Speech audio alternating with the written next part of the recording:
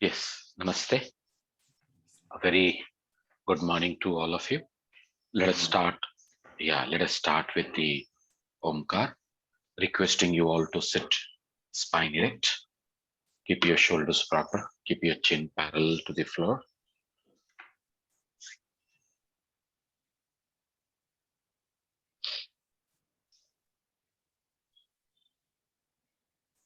Yes, slowly inhale.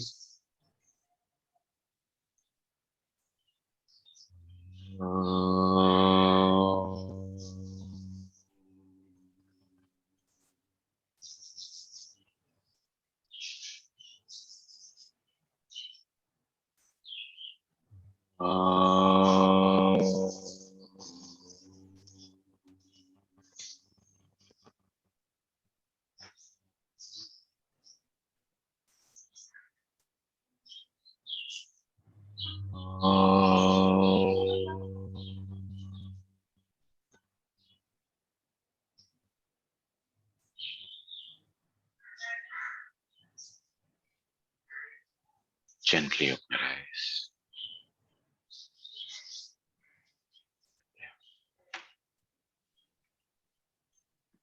So coming back to our fifth chapter, last class. Ji. Sorry, don't mind. Arising out of today's Ayurveda class, so I have two questions, one relating to the fourth chapter and one relating to the first few shlokas of the fifth chapter. Okay. Okay.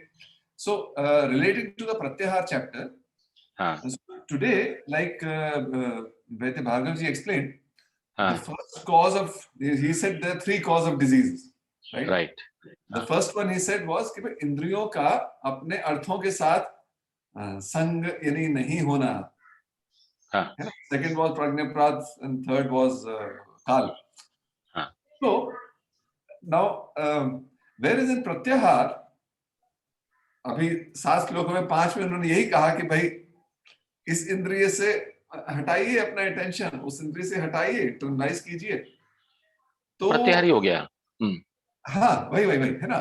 तो अब ये आयुर्वेद ये कहता है कि भाई इंद्रियों के साथ अगर स्पर्श ढंग से नहीं हुआ तो वो एक्चुअली व्याधि को जन्म देगा। और अपन योग में ये कहते हैं कि भाई अगर स्पर्श हुआ तो आप आगे बढ़ नहीं पाओगे। और तो ये कैसे इसको रिजॉल्व करें? नहीं, इट इज नॉट द इंद्रियों का स्पर्श with the sense objectives, it is the right perception of the right thing at the right time.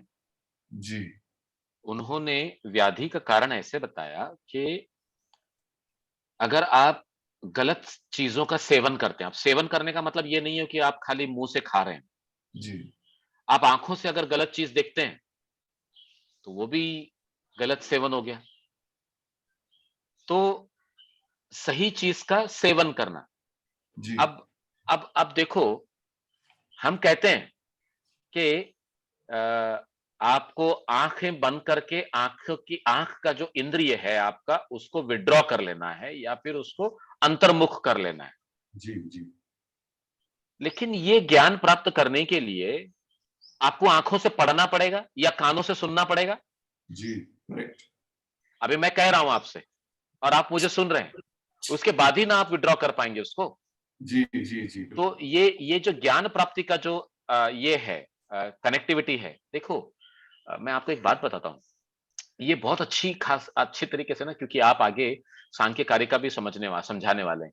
तो सांख्य कारिका के अंदर हमको एक 8 पहलू हमारे ब्रेन के सामने आ जाते हैं। वो 8 पहलू क्या है? एक तरफ ज्ञान अज्ञान, धर्म अधर्म पहले आता है। धर्म अधर्म, ज्ञान अज्ञान, वैराग्य राग, और लास्ट में ऐश्वर्य अनैश्वर्यम।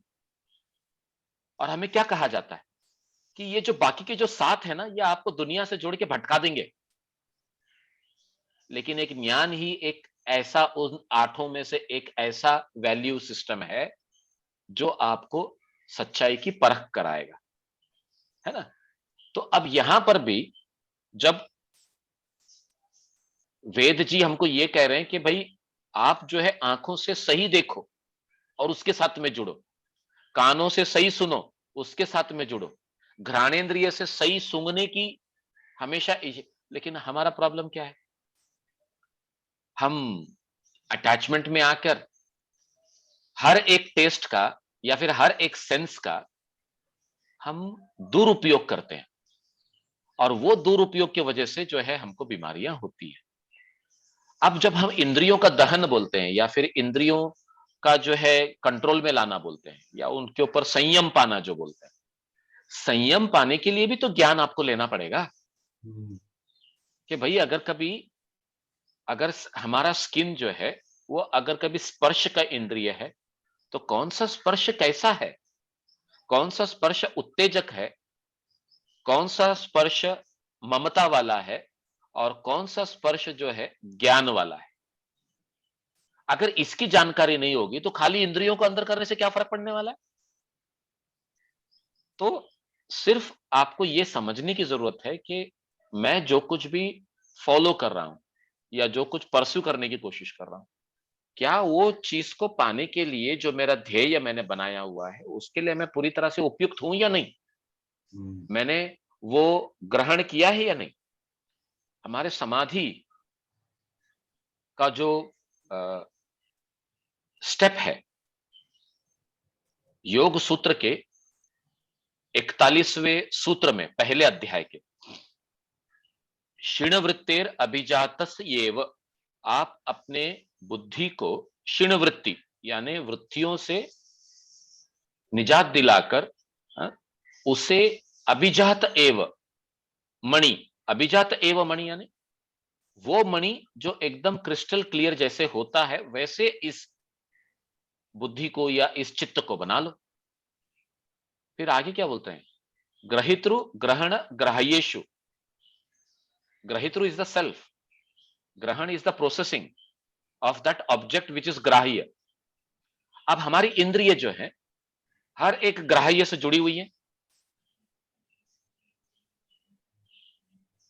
वो जो भी ग्राह्य से जुड़े हुए हैं उसको ग्रहण के मार्ग से हम उसको अपनाकर उसको पूरी तरह से जो है अपने ग्रहित्रु की तरफ यानी अपने सेल्फ की तरफ लेके जाना।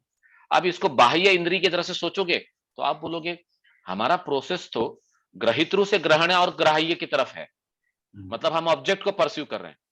लेकिन पतंजलि मुनि कहते हैं कि वो जो ऑब्जेक्ट है वो तो है, लेकिन उसी को तुम्हारे साधन बना लो गोइंग इनवर्ड का, so that you know where every object has the मूल एज द प्रधान प्रकृति एंड दैट इज द सत्व रज तम इन इट्स इक्विलिब्रियम स्टेट। अगर कभी वो आपने समझ लिया तो समझ जाओ कि आप कंसंट्रेशन से मेडिटेशन की तरफ आ रहे हो, मेडिटेशन से कंटेम्पलेशन की तरफ या फिर एब्जॉर्प्शन की तरफ। और वो जो एब्जॉर्प्शन है it is nothing but knowing the truth. So whether that truth is in you और whether that truth is in the object, you have become one now. तो ये पूरा जो है ना, ये प्रत्याहार का कंसेप्ट ही ये है ताकि आप अपने इंद्रियों पर वो विजय प्राप्त कर लो जिससे वो गलत चीजों की तरफ जा ही नहीं सके। एक एग्जांपल देता हूं, आप अपने बच्चों को मोबाइल लेके देते हैं, लैपटॉप लेके देते हैं, आपकी नीयत क्या है बच्चे को लैपटॉप या मोबाइल लेके देने में, कि भाई आज के काल की जरूरत है, उनकी पढ़ाई लिखाई सब इसी पे चल रही है, तो जाहिर बात है हम उनको दे देंगे। लेकिन यही मोबाइल, यही लैपटॉप और ये जो हमारा इंटरनेट का जो सोर्स है जिसको इस्तेमाल करके ये लोग आगे बढ़ेंगे, आपको नहीं लगता कि इसका गैर इस्तेमाल या गलत इस्तेमाल भी हो सकता है? इनफैक्ट अब वो, तो वही होता हाँ, अब उसमें वही बात है कि हम हमारे नेचर के हिसाब से, भाई आपका नेचर क्या है, राजसिक है, तामसिक है, ज्ञान कितना है। अब एक बच्चा, 3 बच्चे हैं, एक बच्चा जो सात्विक है उसके सामने ऐसे कोई अगर कभी गलत चित्रण भी आ जाए तो वो उसके ऊपर बिल्कुल फोकस किए बिना जो है ना उसको हटा देता है। बोलता है ये मेरा विषय है ही नहीं, क्योंकि उसका जो यहाँ पर जो अंडरस्टैंडिंग है, डोमिनेंसी क्या है? सत्व की है। लेकिन जो राजसिक है वो देखते मतलब अरे! ये क्या है? वो उसका उसके चलो चेहरा, उसका जो समझने का तरीका वो एक अलग हो जाता है। अब वो उसका जो ध्येय था, जहाँ उसको केमिस्ट्री, बायोलॉजी या फिजिक्स को खोलकर उसको चेक करना था, वो उसके दिमाग से हट ही जाता है, क्योंकि उसका जो चंचल प्रवृत्ति है, वो उसको कहीं और लेके जाके टिका देती है और आगे बढ़ा देती है। और जो तामसिक वृत्ति का होता है, वो भी इसी प्रकार का है। डेल्यूजन के अंदर तो पहले से ही रहता है। पूरी तरह से बुद्धि तो जो है वो इनर्शिया के अंदर भ्रष्ट हुई हुई रहती है, और उसको सामने ये आए या और कुछ आए, रजस और तमस के अंदर गड़ जाता है वो। उसको रहकर भी इंटरेस्ट नहीं है और होकर भी इंटरेस्ट नहीं है। तो दोनों के अंदर जो है वो लेवल से वो आगे बढ़ जाता है। अब आपको ये सोचना है कि ये बच्चे की जो है बुद्धि किस तरह से काम करती है, और मेरे लिए यहां पर कौन सा स्टैंड लेना है। Your stand point will matter a lot. तो अगर आपका स्टैंड पॉइंट ये है कि मेरा बच्चा सात्विक वृत्ति का है, इसके सामने कोई कुछ भी लाके रख दे, कुछ नहीं फर्क पड़ने वाला, तो आपके वहां पर रहने की जरूरत नहीं है। लेकिन अगर कभी आपका बच्चा राजसिक और तामसिक है, तो आपके बच्चे के बाजू में बैठकर आपको उसका अध्ययन कंप्लीट करवाना जरूरी है। अब आप सोचो, उसको सपोर्ट सिस्टम की जरूरत पड़ गई। क्यों सपोर्ट सिस्टम की जरूरत पड़ गई? क्योंकि उसकी अपनी जो बुद्धि है वो कार्य करने में उतनी सक्षम नहीं है, उसको एबल सपोर्ट लग रहा है, तो आप उसके साथ में बैठ गए। इसी तरह से जब हम प्रत्याहार का अभ्यास करते हैं, तो हमने इसमें प्रत्याहार के चैप्टर में यह पढ़ा कि तुम्हें सिर्फ वो इंद्रिय को अंदर ही नहीं करना है, उसके ऊपर विजय पाना है। कैसे विजय पाएंगे आप? पंचघटिका चित्तान्वित्तम, यानी पूरे 2 घंटे तक जो है आपको अपने चित्त को उसके हर अंडरस्टैंडिंग से जो है अलग करके अपने आत्मा की तरफ या अपने सोल की तरफ या अपने पुरुष की तरफ उसको लेके जाना है। तो उसको कहते हैं, क्योंकि योग सूत्र में लिखा हुआ है अतः वश्यते इंद्रियाणाम, तब कहीं जाके आपका बस जो है अपने इंद्रियों पर चलेगा, और आपके इंद्रिय जो मतलब वो सात्विक लेवल पे हमको आकर ठहरना है। तो आप सोचना शुरू कर दो कि ये प्रत्याहार कितना इंपॉर्टेंट हो जाता है। और प्रत्याहार इंपॉर्टेंट हो जाता है, एक तो सामने वाले को प्रत्याहार करने का ज्ञान होना चाहिए, और ये भी अंडरस्टैंडिंग होनी चाहिए कि प्रत्याहार करते समय मैं भटकूंगा नहीं और ये नहीं हो जाऊंगा। नहीं तो आज देखिए आप, अच्छे अच्छे स्वामी, अच्छे अच्छे बापू, अच्छे अच्छे गुरु भी जो हैं वो इसका शिकार हो चुके हैं, क्योंकि अंदर जो है वो कहीं ना कहीं वो राजसिकता, वो तामसिकता जो है ना, पूरी तरह से उसका दहन हुआ नहीं है, यानी इंद्रिय का जो कंट्रोल आना चाहिए वो आया नहीं है। तो है, बदन पे उन्होंने भगवा पहन लिया या सफेदी पहन ली, या चेहरे के ऊपर जो है उन्होंने चेहरा रख लिया, दाढ़ी रख ली, बाल बड़े कर लिए, लेकिन इसका मतलब ये तो नहीं हुआ ना, there is no guarantee that you have taken your इंद्रियाज इन। और ये किसी और को बताने की या जानने की जरूरत नहीं है। ये जो इंसान उस रोल में है, ये उसी का सफर है ना, ये उसी का प्रवास है, उसी की जर्नी है, तो उसी को ये जिम्मेदारी लेनी होगी। तो this is where we have to understand प्रत्याहार with this level of the senses. और ये बात क्लियर भी है, जैसे उन्होंने कहा, आज भार्गव भिड़े जी ने बहुत अच्छे से बताया कि इसमें पथ्य और अपथ्य भी है, इसमें हीण भी है। तो आपके लैंग्वेज में जो है ना, यूज, मिसयूज एंड डिसयूज, हम जो बोलते हैं ना, यूज, मिसयूज एंड डिसयूज, अगर आप यूज करते हैं उसका सही माने के लिए, जिसके लिए आपको इंद्रिय दिए गए हैं, अगर उसका इस्तेमाल उसी लिए होता है तो बहुत अच्छी बात है। नहीं तो उसी इंद्रिय का मिसयूज भी किया जा सकता है, और डिसयूज करने से भी वो इंद्रिय जो है नाकाम हो जाता है। भाई, जो इंद्रिय जिस कार्य के लिए दिया हुआ है, अगर आप उसका इस्तेमाल उस कार्य के लिए नहीं करते हैं, तो what is the point in it? But at the same time the intention behind in the use is also important. तो ये सब चीजें जो है मतलब अब अगर अब हमको आयुर्वेद के एंगल से समझना है तो वो रोग को सामने लाके खड़ा कर देते हैं कि भाई अगर कभी तुम गलत तरीके से इसका करोगे तो ये रोग हो जाएंगे, ये वात प्रकोप है, ये पित्त प्रकोप है और ये इसका कोप है, ये हमको सामने रख देते हैं। लेकिन हम ये क्यों नहीं सोचते कि ये जो तीनों जो दुख हैं, जैसे सांख्य कारिका के पहले ही कारिका में लिखा हुआ है कि ये दुख त्रय है, आदि भौतिक, आदि दैविक, आध्यात्मिक। अब ये जो हमारा पूरा जो आयुर्वेद का जो कंसेप्ट है, ये ज्यादातर जो है आदि भौतिक और आध्यात्मिक के ऊपर टिका हुआ है। जहां आदि दैविक का रोल आ जाता है तो उसमें आयुर्वेद कहां क्या काम करेगा? वो तो जो आपके कर्म है वो आपका हेल्प करेंगे, या तो फिर जैसे गेहूं के साथ में जौ पीसा चला जाता है, वो चला जाएगा उसके साथ में, लेकिन उसको चांस मिलने वाला है। जैसे भगवत गीता में हमने पढ़ा कि ऐसे इंसान को हम योग भ्रष्ट कहेंगे और वो आगे जाके जो है सिद्धि प्राप्त कर लेगा, ये जन्म में नहीं मिला अगले जन्म में मिल जाएगा। तो वहां चिंता वाली बात नहीं है। चिंता वाली बात यह है कि आयुर्वेद उसको किस तरह से प्रेजेंट करता है और हमारी फिलोसफी उसको किस तरह से प्रेजेंट करती है। तो this is the difference that we need to connect with and understand it. Ayurveda के पास तो लग्जरी है कि वो अपना पर्सपेक्टिव रख दे, योग के पास भी लग्जरी है कि वो अपना पर्सपेक्टिव रख दे, पर जहां इंसान की बात आती है अपनाने की, तो इंसान को तो इंटीग्रेट करना पड़ेगा। करना ही पड़ेगा।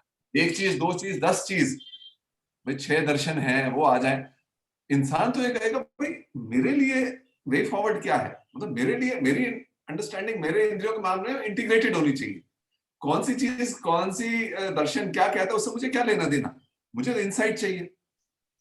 तो अभी जैसे अब ये बिल्कुल चलो अच्छी बात कही कि प्रत्याहार मतलब जो हमें इंटरनल इंद्रिय विड्रॉ करनी है, उससे अपनी लालसा या अपनी अटेंशन को समझदारी को यूज करते हुए अपने को विड्रॉ करना है इंटरनल सेल्फ की तरफ। चलो ये तो एक चीज बढ़िया हो गई, लेकिन इससे पहले फेज में मतलब ये कर पाने के लिए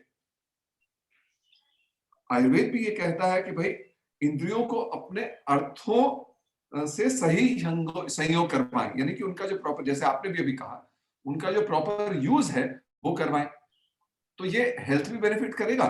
और दूसरी चीज शायद ये भी है कि जब तक हम, आफ्टर ऑल इंद्रिय भगवान ने दी है, मतलब बनाया तो ऊपर वाले नहीं है, और बाकायदा इंद्रियों के साथ बनाया है, तो या तो हम इंद्रियों को दमन के बजाय या तो उनको क्या कहा जाए कि उनको बिल्कुल उनके ऑब्जेक्ट्स का सहूलियत प्रदान करें, यानी कि जो जो इंद्रियों को प्रिय है, राइट, वो इंद्रियों को हम अगर इनपुट प्रदान कर सके तो शायद वो ट्रांसेंड करना आसान हो जाएगा हमारे लिए, वही है। सी हेल्प भी यूज, रहेगी। Use means that only. अब अगर कभी आप और मैं आज घेरंड संहिता सामने लेके बैठे हुए हैं, जब तक हमारे ये आंख उसको पढ़ने के लायक के नहीं होंगे तो क्या हमारी बुद्धि वो हकीकत को परसीव कर पाएगी? एग्जैक्टली। नहीं। तो उसका सही इस्तेमाल, अब जैसे उन्होंने खुराक के बारे में कहा कि भाई तुमको टेस्ट बड्स तो दे दिए गए और क्या टेस्ट करना है तुमको वो भी बता दिया गया है। अब इसके बावजूद अगर कभी आप गलत चीजों का टेस्ट रखते हो तो उसका हर्जाना तो आपको भुगतना है। So there is, see, we always have a choice, but now we have to understand what is the right choice and what is the wrong choice, and always the wrong things are attractive। ये भी मैं बता देता हूं आपको, always wrong things are more attractive। तो यहां पर वो अट्रैक्शन की तरफ आकर्षित ना होते हुए अपने आप को स्टेबल करके इसकी तरफ मुड़ जाना, सच्चाई की तरफ या सत्य की तरफ मुड़ जाना, इसके लिए ज्ञान की जरूरत है। और वो ज्ञान हमें अपने गुरुजनों से, जैसे कि हम कहते हैं ना कि आगम प्रमाण से हमको प्राप्त होता है। जैसे कि आप चल रहे हैं, चलते चलते जो है आपको धक्का लग गया, तो सामने वाला बोलता है अरे क्या तुमको दिखता नहीं है, धक्का मार दिया तुमने। अब उसको दिखता है, सब कुछ है, लेकिन उसका दिमाग कहीं और चल रहा है और वो अपने धुंध में चल रहा है, धक्का लग गया। अगला कहता है कि तो क्या तुमको दिखता नहीं है? नहीं दिखता है, बट अब जो मेरी बुद्धि जो ये इंद्रिय के साथ में कनेक्ट होकर जो सही कार्य करना चाहिए उस पल में वो नहीं कर पाई। और सांख्य कार्य का हमको ये बात स्पष्ट रूप से कहती है एक पल की जरूरत है, a moment of lapse in the concentration is enough to take you out of that concentration and take you towards that enjoyment. Only a moment of lapse of you can say कि भाई हम वहां पर उतनी समय के लिए fail हो गए। समय के लिए भी क्या, एक क्षण के लिए फेल हो गए, और वो एक क्षण ही काफी। एक स्टोरी है, नारद मुनि भगवान विष्णु के साथ गंगा में नहाने गए और उनसे एक सवाल पूछते हैं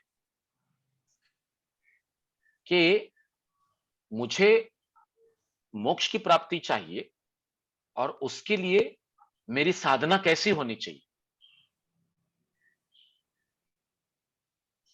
तो भगवान विष्णु हंस देते हैं और बोलते ठीक है, चलो आप पहले ये पानी तो डाल लो अपने आप पे। तो जैसे ही नारद मुनि डुबकी लगाने के लिए पानी के अंदर उतरते हैं ना, भगवान विष्णु जो है उनको नीचे दबा देते हैं। कहां दबा देते हैं? उस पानी में।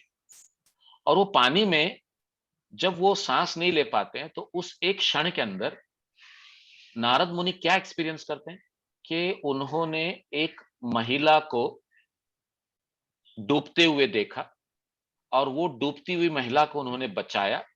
बचाकर उस महिला को जो है वो किनारे ले जाते हैं और उस किनारे पे ले जाकर जब उसकी खूबसूरती देखते हैं तो उसके इश्क में पड़ जाते हैं, उससे शादी कर लेते हैं, 2 बच्चे भी पैदा हो जाते हैं और वो अपने दोनों बच्चों के साथ में, बीवी के साथ में बड़े ही सुख रूप से जो है वो नदी के किनारे रहते हैं। एक दिन नदी के अंदर पूर आ जाता है, यानी फ्लड की सिचुएशन आ जाती है और उनका घर बह जाता है, उनकी बीवी बह जाती है, बच्चे बह जाते हैं, बचाने की उनको कोशिश करते हैं और उनको बचाने की कोशिश के अंदर जो है वो खुद फंस जाते हैं बहाव के अंदर और तब वो चिल्लाते हैं बचाओ बचाओ बचाओ करके चिल्लाते हैं। कौन चिल्लाते हैं? नारद मुनि। जब बचाओ बचाओ चिल्लाते हैं तो भगवान उनको छोड़ देते हैं और वो बाहर आ जाते हैं। तो बोलते हैं देखा, तुम्हारी एक पल की नीचे की जो डुबकी है तुमको कई सालों का सफर करके लेके आई। और आप मुझे बताइए, हम पढ़ते पढ़ते कितनी डुबकियां लेते हैं? हम कितने भटकते होंगे? वो क्या बोलते हैं, तुम्हारा एक लैप्स ऑफ कंसंट्रेशन जो है तुमको बर्बाद कर सकता है। तो तुम मोक्ष की बात करते हो, पहले कंसंट्रेटेड तो हो जाओ। बिल्कुल तो बिल्कुल सही ये बात। तो ये प्रत्याहार जो है ना, हमको उस तरह से लेना चाहिए कि जब भी हम फोकस्ड में हैं, जब भी हम कंसंट्रेशन में हैं, तो हम कितनी अच्छी तरह से हम फोकस कर पा रहे हैं। अगर हम नहीं फोकस कर पा रहे तो कहीं ना कहीं हमारा प्रत्याहार वीक है। As simple. हाँ और रोग जो है, अब आयुर्वेद का जो कंसेप्ट अगर ले लिया जाए तो जितने भी रोग हैं वो रोग जो है हमारी हरकतों की वजह से उसके आउटकम्स हैं।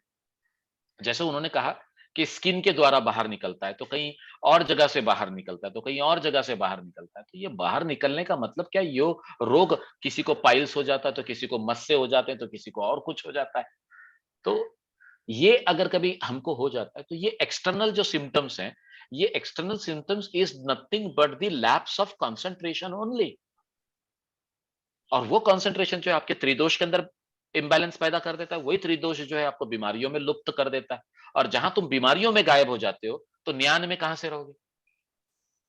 फिर तो बीमारियां ठीक करने में अपनी जिंदगी चली जाती है। और मैंने ऐसे भी इंसानों को देखा है जो ज्ञान के अंदर पूरी तरह से लुप्त हैं, यानी उसी में पूरी तरह से गुड़े हुए हैं, और उनको कौन सी बीमारियां हैं, उनका शरीर उस बीमारियों को भोग रहा है, लेकिन वो उससे विचलित नहीं है। आप रामकृष्ण परमहंस जी को ले लीजिए, रमन महर्षि जी को ले लीजिए, ये अपने साधना के अंदर इस कदर इन्वॉल्व थे कि उनका शरीर जो बीमारियों को भोग रहा था उसकी उनको कल्पना भी नहीं थी। बोले ये तो शरीर है, इसका ये अपने सिचुएशन से भोगेगा। जो इंपॉर्टेंस आयुर्वेद शरीर को दे रहा है, योग वही इंपॉर्टेंस जो है आत्मा को दे रहा है, अपने आत्मज्ञान को दे रहा है। तो आयुर्वेद के हिसाब से शरीर का ये ज्ञान लेना हमारे लिए यही जरूरी है कि हमको आत्म का ज्ञान कितना मिलता है। क्योंकि जब हम ये देख लेते हैं ना कि अरे शरीर के ये सारे प्रॉब्लम्स जो हैं, वहीं पर डिसॉल्व हो जाएंगे जहां पर हमको आत्मज्ञान की प्राप्ति हो जाती है। क्योंकि जहां आत्मज्ञान की प्राप्ति होगी, बाकी सब हमको व्यर्थ लगता है। दवाई खाकर शरीर को स्वस्थ बनाना भी हमको लगता है ये भी व्यर्थ है, जबकि वैसे नहीं है, आपको दवाई लेना चाहिए। क्योंकि हमारे ग्रंथों के अंदर स्पष्ट रूप से लिखा हुआ, यहां तक कि योग सूत्र में हमने पढ़ा कि अगर कभी तुमको समाधि जैसी सिद्धि की प्राप्ति चाहिए, तो जन्म, मंत्र, औषधि, अ, तप, समाधि, ये सारी की सारी 5 चीजें जो है तुमको आगे ले जाएंगी। तो उसमें औषधि भी है। तो औषधि अगर है, तो इसका मतलब क्या हुआ? आयुर्वेद भी एक प्रकार का ऐसा मार्ग है जो शरीर को स्वस्थ करते हुए आपको आत्म का ज्ञान प्राप्त करवाएगा। मतलब it is the external means to go internal, whereas yoga is an internal means to know what is internal and get disconnected with the external. So see, बिल्कुल सही बात है. Now the healthy body is the stepping stone to introversion. Yes. क्योंकि अगर bodily health नहीं है, so for 999 out of 1,000 people introversion is not possible. है ना, एक विरला है जो कि पिछले कर्मों की वजह से ऑलरेडी इतना वो है, तो उसके लिए तो सब कोई जरूरत ही नहीं है, ग्रंथ वगैरह सब, वो तो साधना की जरूरत नहीं, वो तो ऑलरेडी लेके आया हुआ है, वो तो इन टाइम फ्रक्टिफाई हो जाए. सो अपन 999 के ऊपर फोकस करें तो बॉडीली हेल्थ जो है वो एक साधन है ना, इंट्रोवर्जन. और अपने ये अयंगार जी ने बोला भी है, there is no freedom of body, freedom of mind is not possible without freedom of the body. Yes. है ना जी. सो अब बॉडी फ्रीडम के लिए the very first thing is निरोगी काया. पहला सुख निरोगी काया, ऐसे भी ये मुहावरा भी है. सो अच्छा, ये स्वस्थ हो गए. इनफैक्ट स्वस्थ होने के बाद हम जो इंद्रियों के जो संग क्या संयोग जो है, यानी कि अर्थ हैं, उनको ढंग से परसीव भी तभी कर पाते हैं. नहीं तो हम विचलित रहते हैं, तो हम उनको ढंग से परसीव भी नहीं कर पाते. So good health is a necessary but not even a sufficient condition for introversion, because बीच में प्रत्याहार आता है. प्रत्याहार के लिए जैसे हमने देखा, इंद्रियों का सही उपयोग और सही संयोग अपने ऑब्जेक्ट के साथ में जरूरी है. अब क्या है, अब अपना जो पुराने जो ये नाथ योग और नाथ योगी जो या इस तरह से पंथ संप्रदाय हैं, उन्होंने जो रिनंसिएशन की जो धारणा मैं कह रहा हूं, केवल उनकी धारणा, या इस तरह से इतने सारे जो अपन कुंभ मेले में जाएं तो कोई पैर के बल 10 साल से खड़ा है और कोई कुछ तप कर रहा है, कोई कीलों के ऊपर लेटा है. अब प्रत्याहार ये कहता है कि आप इंटरनल इंद्रिय को विड्रॉ तभी कर पाएंगे जबकि आपका जो संयोग प्रॉपरली पहले हो रखा है. तो इसका मतलब एक्चुअली फॉर प्रत्याहार the necessary condition is, in courts if I may say, indulgence of the senses, or if not indulgence, at least contact with the sense objects, the healthy sense objects. तो यानी कि to take मतलब more concrete, अब मेरे कान हैं, कान को क्या अच्छा सुनने की लालसा है, तो ठीक है, संगीत सुना, पॉप म्यूजिक भी है, तो रॉक म्यूजिक भी है, तो क्लासिकल म्यूजिक भी है. Admittedly classical music will be the right use of the senses, क्योंकि वो साउंड जो है इस तरह से कि अपने माइंड को वो शांत करेगी. Whereas रॉक म्यूजिक की जो साउंड है वो माइंड को विचलित ही करेगी, अपथ्यहार हो जाएगा.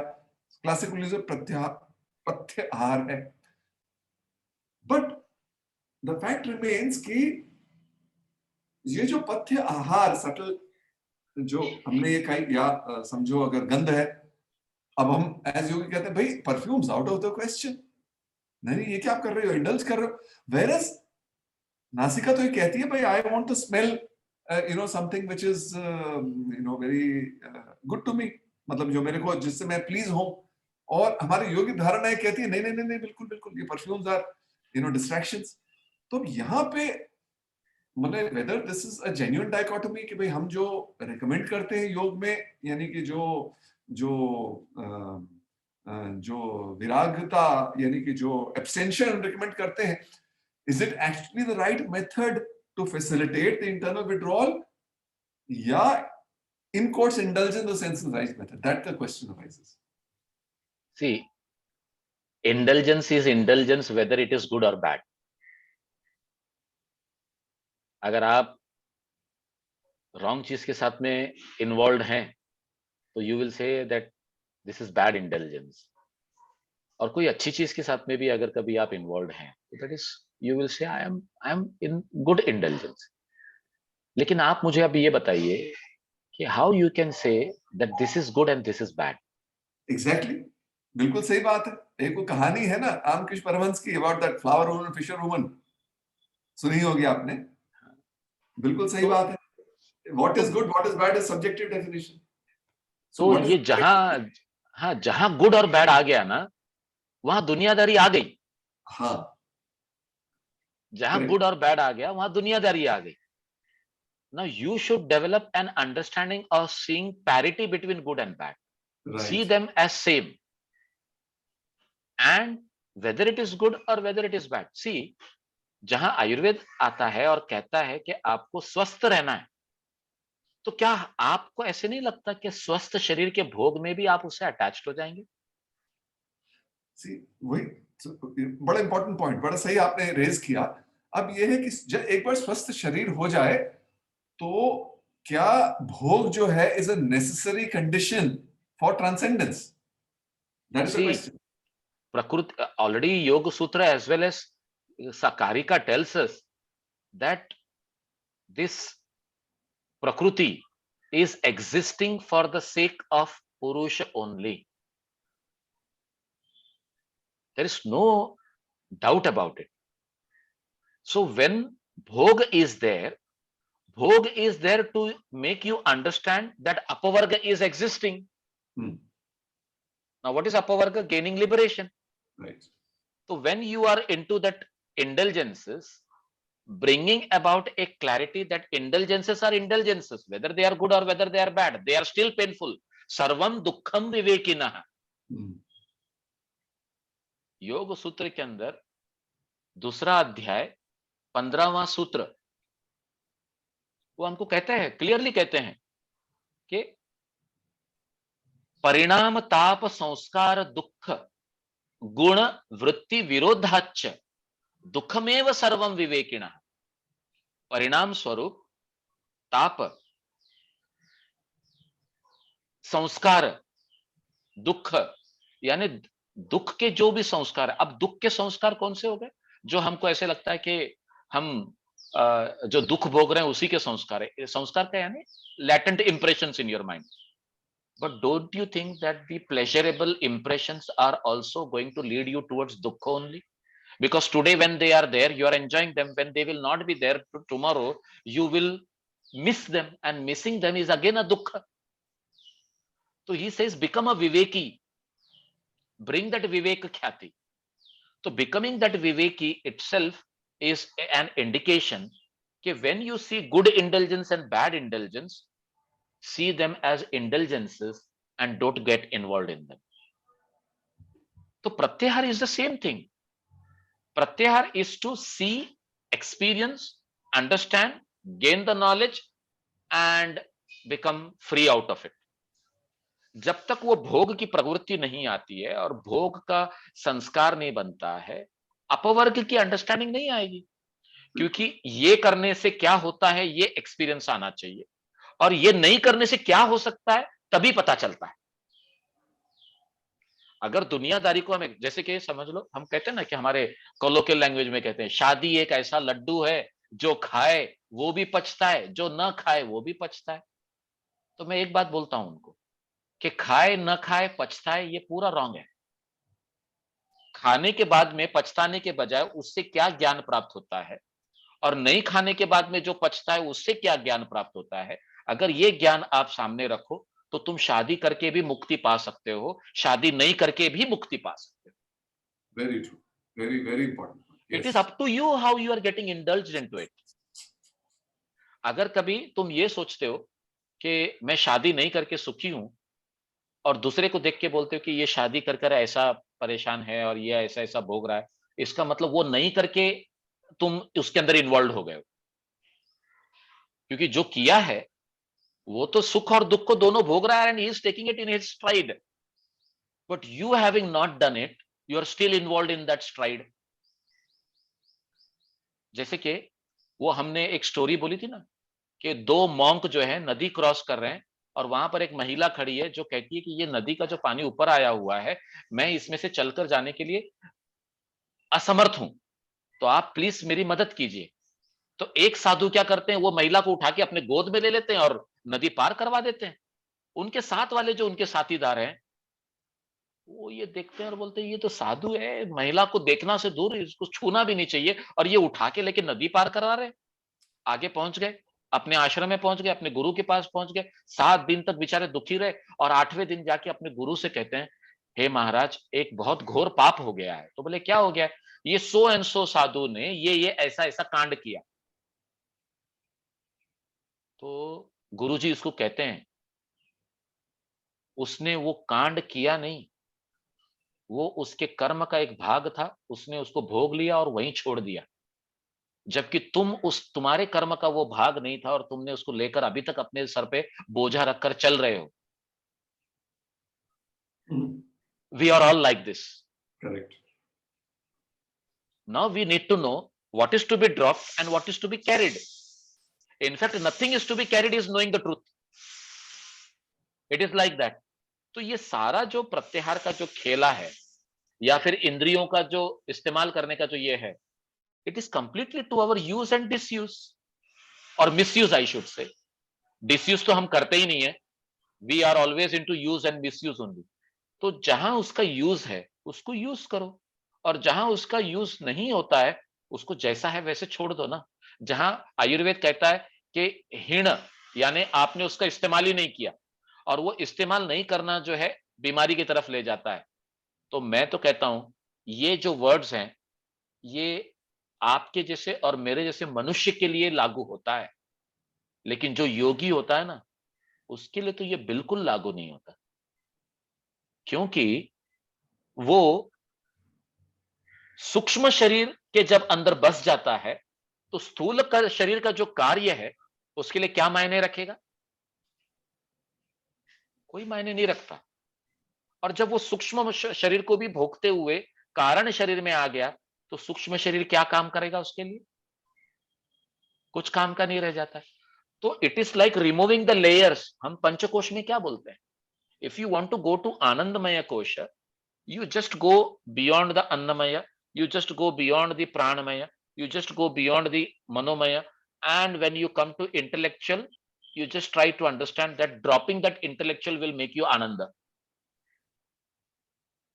तो ये जो उन्होंने हीण इंद्रिय की बात कही, या इंद्रिय के जो संयोग नहीं होने की बात की, जो आपको तकलीफ की तरफ ले जाएगा, वो डिके और डेथ के तरफ जो है बात कर रहे हैं। वो डिके और डेथ यानी ओल्ड एज एंड मृत्यु। अगर आप उसका इस्तेमाल नहीं करते हैं तो वो उतने सक्षम नहीं रहेंगे।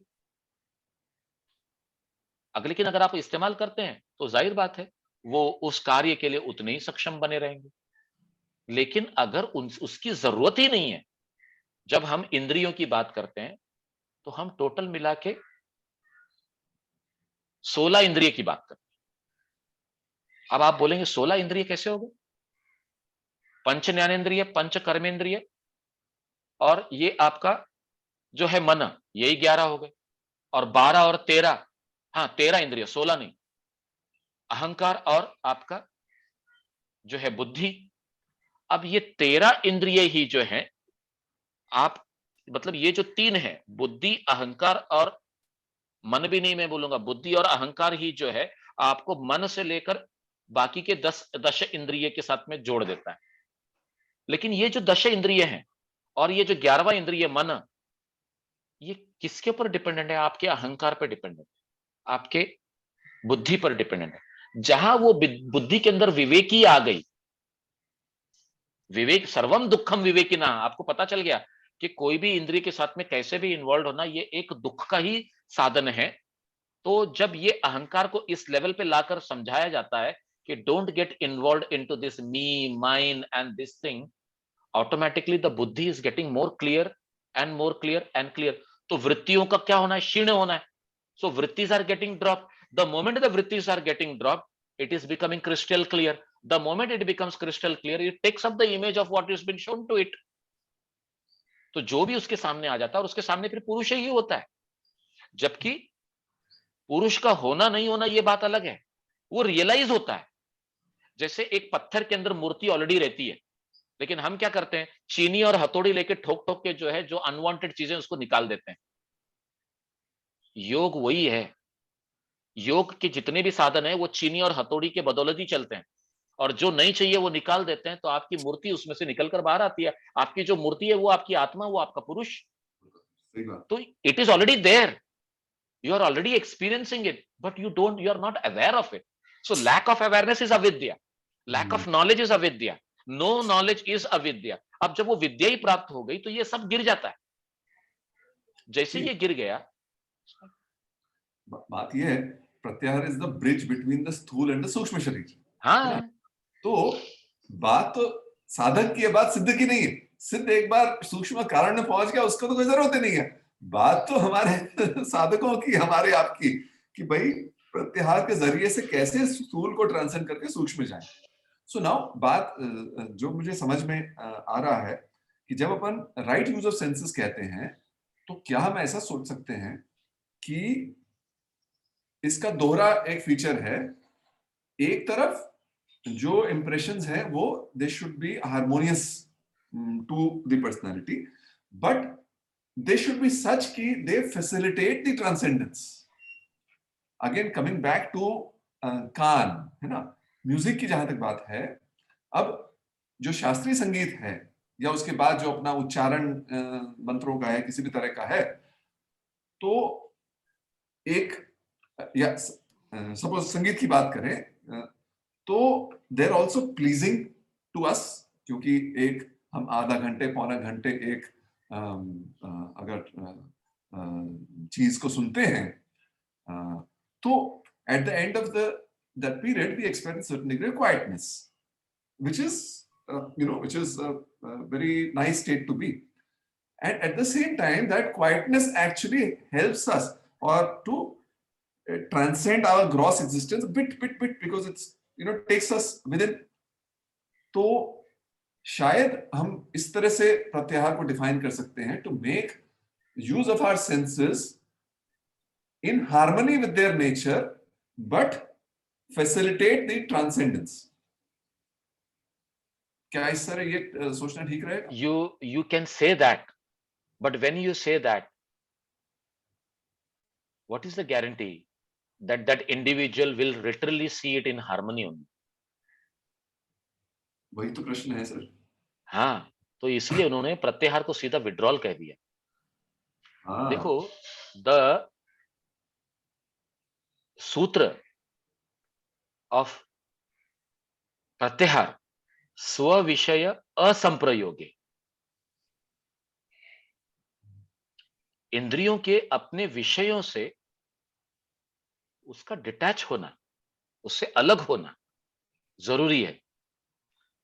हमारी रोजमर्रा की जिंदगी में जब आप बोलते हैं ना कि ठीक है, for harmony we should understand, क्योंकि अभी देखो, अभी जो हमारा नेक्स्ट टॉपिक है ना, मिताहार, पथ्याहार, अपथ्याहार, कौन से सीजन में और बाकी की कौन सी चीजों से हमको अवॉइडेंस करना है। So what are the things which are agreeable in the process of successful yoga, and what are the things which are non agreeable in the process of successful yoga. तो अग्रीएबल और non agreeable दोनों आ जाता है जी। लेकिन एक बात बोलता हूं, हम अग्रीएबल फूड को तो ले रहे हैं योगी बनने के लिए, लेकिन नॉन अग्रीएबल नहीं खाने का अगर दुख है, you just tell me, are you into प्रत्याहार? Non not at all. ना खाने का तो दुख तो सवाल ही नहीं है। अच्छा, नॉन एग्रीएबल ना खाने, ठीक है। हाँ, है सर जी, बहुत बड़ा दुख है। हाँ, ठीक है, आई अंडरस्टैंड, यस, बहुत बड़ा दुख है। बिल्कुल बिल्कुल बिल्कुल दुख है। ऐसे कई लोग आपको मिलेंगे, वो आपको बोलेंगे नहीं नहीं यार, अब जैसे साबिर भाई आपको बोलते हैं, नहीं नहीं सुनील भाई, अब तो मैं योग में हूं, अब मेरा वो सिगरेट पीना मुझे शोभा नहीं देता, अब मेरा वो सीटी बजाना मुझे शोभा नहीं देता, लेकिन वक्त आने पर मैं सीटी भी बजा सकता हूं और माहौल की प्राप्ति से मैं सिगरेट भी पी सकता हूं। अब आप बताइए, अगर मेरी सोच अगर अभी भी ऐसी है तो प्रत्याहार कहां है? You in fact you have to delete the impressions. जो हम बोलते हैं ना, संस्कार की जो बात करते हैं, वो संस्कार को ही आपको निकाल देना। जब आप हार्मनी की बात कर रहे थे कि इंद्रिय का harmonization, and you have to eat only those thing which keeps you stable, agreed, but I will be stable by eating this, that is an impression there. नहीं, वो तो एक अनुभव हो जाता है ना। देखिए, हम जो खाते हैं उससे हमारे दोषों को या अनुभव हमारे ही संस्कार पता है। होता है। हाँ, अब देखिए, ये आपने बड़ा अच्छा चीज उठाया। अब महात्मा गांधी थे, कहते हैं कि वो अपने आश्रम में, एक शायद लुई फिशर आए उनके पास एक बार, लुई फिशर उनके बायोग्राफर थे। तो महात्मा गांधी की ऐसा वो थी कि वो निम्बोली, जो नीम वाली जो होती है, उसकी चटनी बना के और वो करते थे, बिकॉज फूड में टेस्ट नहीं आना चाहिए, बिल्कुल जो एक योगियों का यूजुअल वो है। तो वो तो लुई फिशर आए तो उनके सामने थाली रखी गई, तो उन्होंने खाया, तो ये चखा तो एकदम कड़वा लगा। अब वो ऑब्वियसली, लेकिन गेस्ट थे अपने उसके, तो वो क्या करें। तो उन्होंने सोचा, चलो ऐसा करता हूँ कि ये जो बड़ा डिसएग्रीएबल है, इसको मैं पहले एक साथ खा लेता हूँ, ताकि फिर एटलीस्ट बाद में तो मील एंजॉय कर सकूं। तो उन्होंने खा लिया। तो फिर माता गांधी ने कहा, अरे आपने खा लिया, बड़ा अच्छा लगा होगा आपको। तो उन्होंने कहा, और लाओ भाई, और लाओ। ऑर्डर करो। तो अब प्रश्न ये है कि अभी आप, देर इज फूड, फूड में there is food which is agreeable to your tongue and yet facilitates transcendence, जो आपको शांत कर देता है। तो पहली चीज, क्यों हम आगे होके हम अपने सेंसेस को अब्यूज क्यों करें? ये निबोली का वो खा के, वो ठीक नहीं है। वेरस मैंने जो हमको हमारे जो मेकअप के हिसाब से, दोषों के हिसाब से या गुणों के हिसाब से जो फूड हमारे लिए अग्रेबल रहता है, भाई रजोगुणी भी चीजें, कुछ चीज ऐसी हैं जो कि जो सारा आपका राजमा हुआ, छोले हुआ, ये आपके प्रोटीन प्रोवाइड करते हैं। You can't do without protein. भाई अगर शरीर जर्जर हो जाए तो उससे आप ट्रांसलेट तो हो नहीं सकता, तो प्रोटीन तो जरूरी है ही है। लेकिन हम कहते हैं भाई जो ये राजमा है, छोले हैं, ये सात्विक फूड में नहीं आता, वो तो राजसिक फूड की वैरायटी है, तो राजसिक फूड से हमें दूर रहना चाहिए। तो ये मुझे फ्रॉम अ प्रैक्टिस व्यू, सारी बात साबिर भाई साधना की प्रैक्टिस की हो रही है। कॉन्सेप्चुअली तो अलग अलग ग्रंथों ने अलग अलग कह दिया, बट वो ग्रंथ का क्या यूज अपने लिए, जब तक कि हमें वो प्रैक्टिकली फैसिलिटेट ना करें आगे जाने में। तो यहाँ स्टैंड पॉइंट अपने लिए पहले पहले क्या मतलब होना चाहिए, और फिर उस हिसाब से आगे हम दूसरों को क्या बताएं, वो तो बहुत बात की बात है। यहां पर आपने जो स्टैंड पॉइंट लिया है ना, your whole explanation is according to the physical health. जी, ये एक क्लैरिटी आप तय कर लीजिए बिल्कुल कि इट बिल्कुल। Is all because of the understanding of the physical and mental health to a great extent. Even physical health भी कहे सर भाई, बट बात हाँ, ये है कि फिजिकल हेल्थ नहीं हुई तो आप मेंटल हेल्थ नहीं रख सकते। एग्रीड।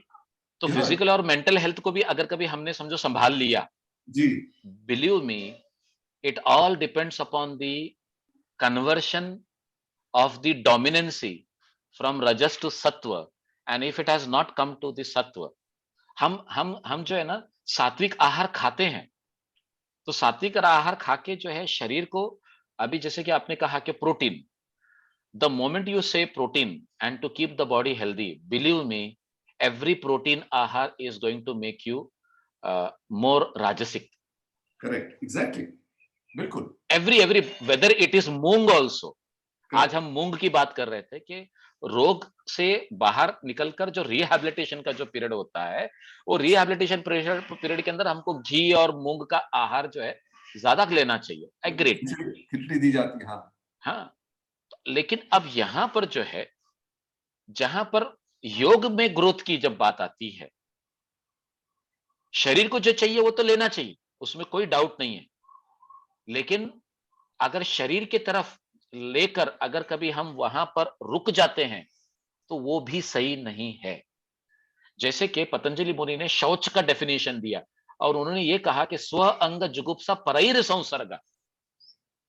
अगर तुम अपने अंग के तरफ अगर आकर्षित हो जाते हो, तो it is like gaining more and more impurities, so you develop the even experience of the physical body as a hindrance in the process of yoga, because that is impurity.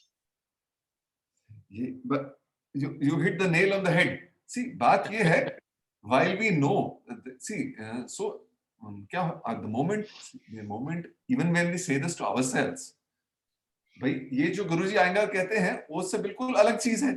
हालांकि वो योग सूत्र पे कमेंट्री लिखते हैं, लेकिन वो ये भी कहते हैं ना भाई, फ्रीडम ऑफ द बॉडी मतलब हेल्दी बॉडी के बिना आप माइंड की तरफ जा ही नहीं सकते।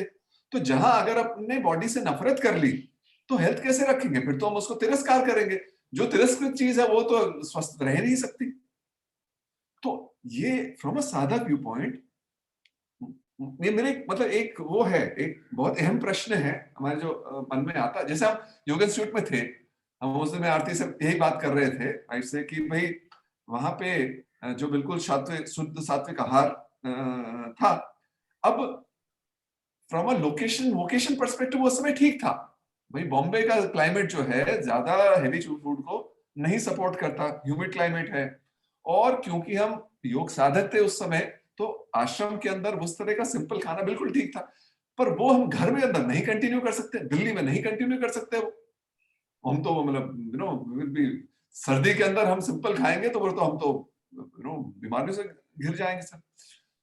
तो जो बॉडी को हमें स्वस्थ रखने के लिए जो जो चीज करना है, that has to be not at odds with mental मतलब मूवमेंट। तो ये बैलेंस बिठाना मेरे ख्याल में साधना के पर्सपेक्टिव से बहुत जरूरी है। जरूरी है, इसमें कोई डाउट नहीं। Than to speak from a higher standpoint. See, सिद्ध के स्टैंड पॉइंट से तो सब इमटेरियल है, लेकिन Exactly. हाँ, लेकिन साधना के पर्सपेक्टिव से तो वही बात है ना, जो हमें ग्राउंड फ्लोर से एक दृश्य दिखता है तो 50th फ्लोर से बहुत अलग दृश्य दिखता है। तो प्रत्याहार की अंडरस्टैंडिंग जो है, क्योंकि हम तो स्थूल डायरेक्शन से रहे हैं ना, तो प्रत्याहार की खुद के लिए और समझाने के लिए अंडरस्टैंडिंग मेरे ख्याल में इवन दो रिलेटिवली फ्लॉड, भाई जहां हम इंटेलिजेंस की बात करते हैं, सेंसेस की, obviously it is flawed relatively, क्योंकि आगे के लिए सेंसिटिविटी बिल्कुल वर्जित है। लेकिन आप उस तरफ जा ही नहीं सकते जब तक कि हम पहले उनको बिफ्रेंड करके और उनको रज के, जैसे वो है ना भाई, अरे भाई ये तो हलवे से रजा हुआ है, इतना खा लिया हलवा सर्दी के अंदर और इच्छा नहीं है। I think there is a value to that also. You experience it and then it becomes easier to transit. Same. Exactly. You are very much right, and it is very clear with great people saying कि suppression and expression both are going to get you into problems. Suppression यानी दबाकर रखा, नहीं किया। Expression यानी खाकर भोग कर लिया उसका। ये दोनों के दोनों जो है आपको प्रॉब्लम की तरफ ले जाते हैं। तो इसको काउंटर कैसे किया जाए? Self awareness. Awareness of both the things is enough कि मैं अगर इसको भोगता हूं तो ये इसका रिजल्ट आता है, अगर सप्रेस करता हूं तो इसका ये रिजल्ट आता है। तो दोनों का जो समन्वय वाली स्थिति वाला जो भाग, दैट इज द अवेयरनेस। यकीन मानिए सुनील भाई, keeping the awareness of the need of the body and at the same time being aware of knowing the truth, आत्मा का ज्ञान प्राप्त करने की जो प्रबल इच्छा होती है ना, क्योंकि पतंजलि मुनि भी कहते हैं वो डिजायर इंटेंस होना चाहिए। तीव्र संवेगनम आसन्ना, वो इंटेंस अगर कभी डिजायर अगर वो इंटेंस नहीं रहेगी तो बाकी की चीजें तुम पर हावी हो जाएंगी। तो तुमको अपना जो डिजायर है वो इंटेंस बना के रखना है, और ये इंटेंसिटी जो है हर एक स्टूडेंट के हिसाब से अलग अलग रहेगी। और उन्होंने ये भी कह दिया मृदु मध्य अधिमात्रा। भाई तुम कौन से कैटेगरी में बिलोंग करते हो? मृदु में बिलोंग करते हो, मध्य में, या फिर अधिमात्रा में? लेकिन मैं ये गारंटी देता हूं कि भले तुम मृदु हो, तुम पहुंचोगे। तुम मध्य में हो, तुम भी पहुंचोगे। तुम अधिमात्रा में हो, तुम तो पहुंचने ही वाले हो। तुम सबके सब पहुंचोगे, लेकिन अपने अपने समय से पहुंचोगे। अब यहां पर ये जो जितना नॉलेज आ जाता है फिजिकल बॉडी का, बोलो कहीं ना कहीं हमको ये आ गया कि भाई हमको इंटेलिजेंस में नहीं आना है, but at the same time हमको शरीर को स्वस्थ रखकर इसको टक्कर देने के लिए हमको वो कुव्वत भी पैदा करनी है। अब वो कुव्वत पैदा करते समय क्या हम अवेयरनेस में हमेशा रहते हैं? when we are making our abilities more and more strong and better and efficient, are we remaining in that awareness? If you are remaining in that awareness, then whatever you are eating will not affect you. एक clarity आ गई. And if you are not remaining in awareness and still you are doing all that pathya and apathya ka palan, it is going to affect you. मतलब आप बोलेंगे कि मैं हिंग नहीं खा रहा, मैं लहसुन नहीं खा रहा, मैं प्याज नहीं खा रहा, मैं शराब नहीं पी रहा, मैं ये नहीं कर रहा, मैं वो नहीं कर रहा, ये सब आप कहेंगे. लेकिन ये नहीं कर रहा इस बात की अंदर अपने बिठा कर जो है अपने आप को अच्छा समझना या अपने आप को सही इंसान समझना, इससे बड़ी शौकंती का और कोई नहीं है.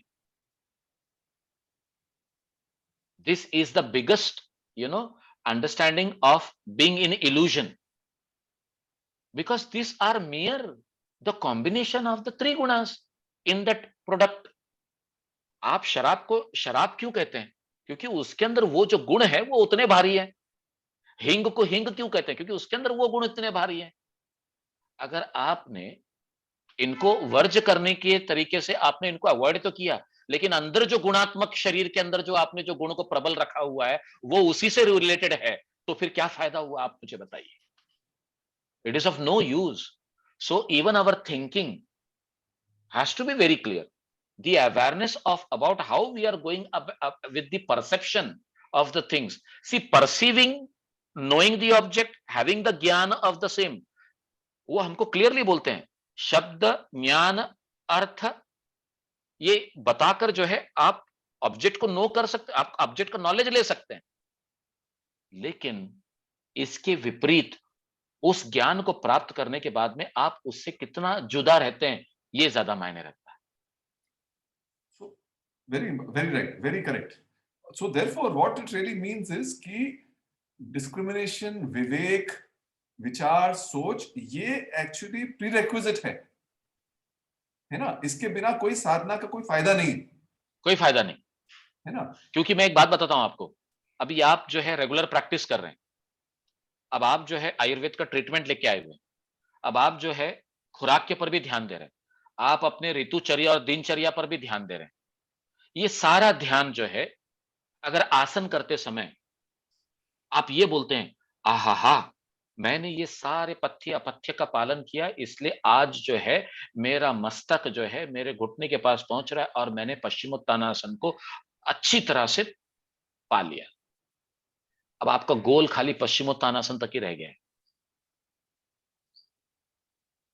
पश्चिमोत्तानासन के अंदर वो वैराग्य भाव को पाना, वैरागी बनते हुए वो ज्ञान को प्राप्त करना, वो ज्ञान को प्राप्त करते हुए अनंत समापत्ति में जाना, वो आगे के जो 3-4 स्टेप्स हैं, अगर हम वहां पे नहीं जाते तो ये पश्चिमोत्तानासन इज यूजलेस.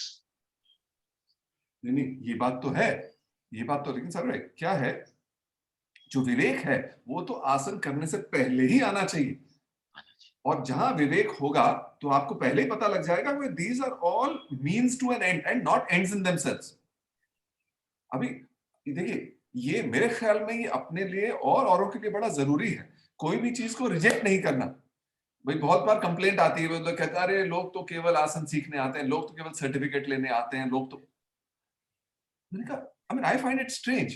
अरे तो क्या बुराई है भाई, कुछ के लिए तो आते हैं, आप उसी को एक उनका खूंटी बनाओ ना, उसी को हुक बनाओ, उसी के सहारे help them to move one step forward in their health, physical and then mental, get them hooked.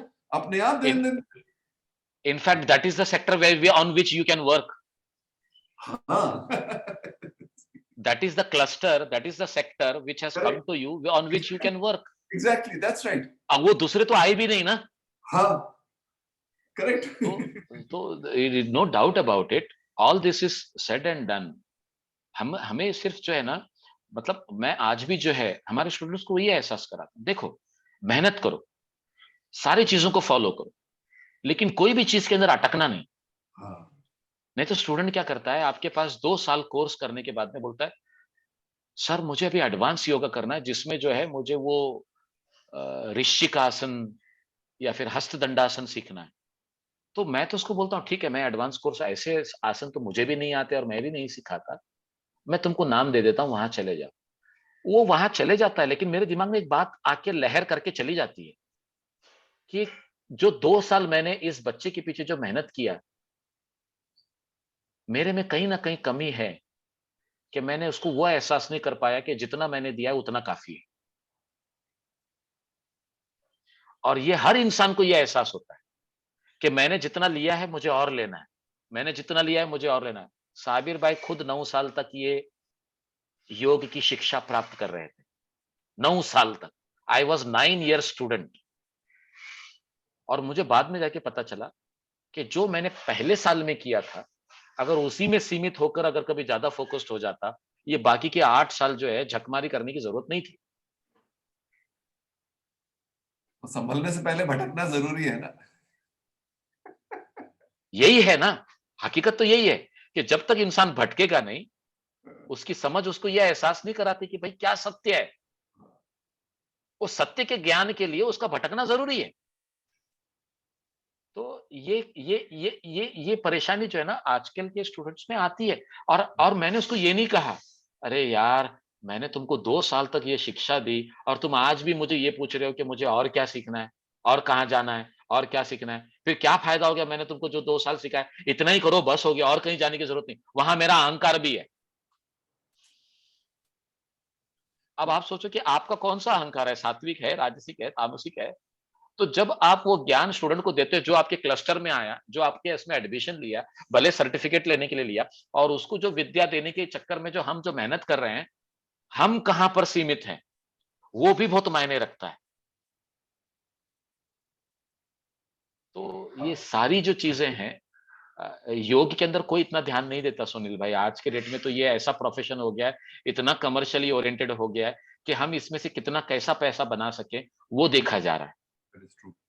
नहीं, अब जो डिस्क्रिमिनेशन की अपन ने बात की, अब मैं इसे देखता हूँ for example Samkhya Karika. It is absolutely wonderful tool to develop discrimination, बस। है ना। अब सो देयरफॉर, लेकिन मैं ये भी देखता हूँ जैसे ईशा वाले हैं, बहुत सराहनीय काम कर रहे हैं, मैंने आउटस्टैंडिंग। हाँ, लेकिन जो and I mean, who are you and me to comment at all about what they're doing? They're just exceedingly good.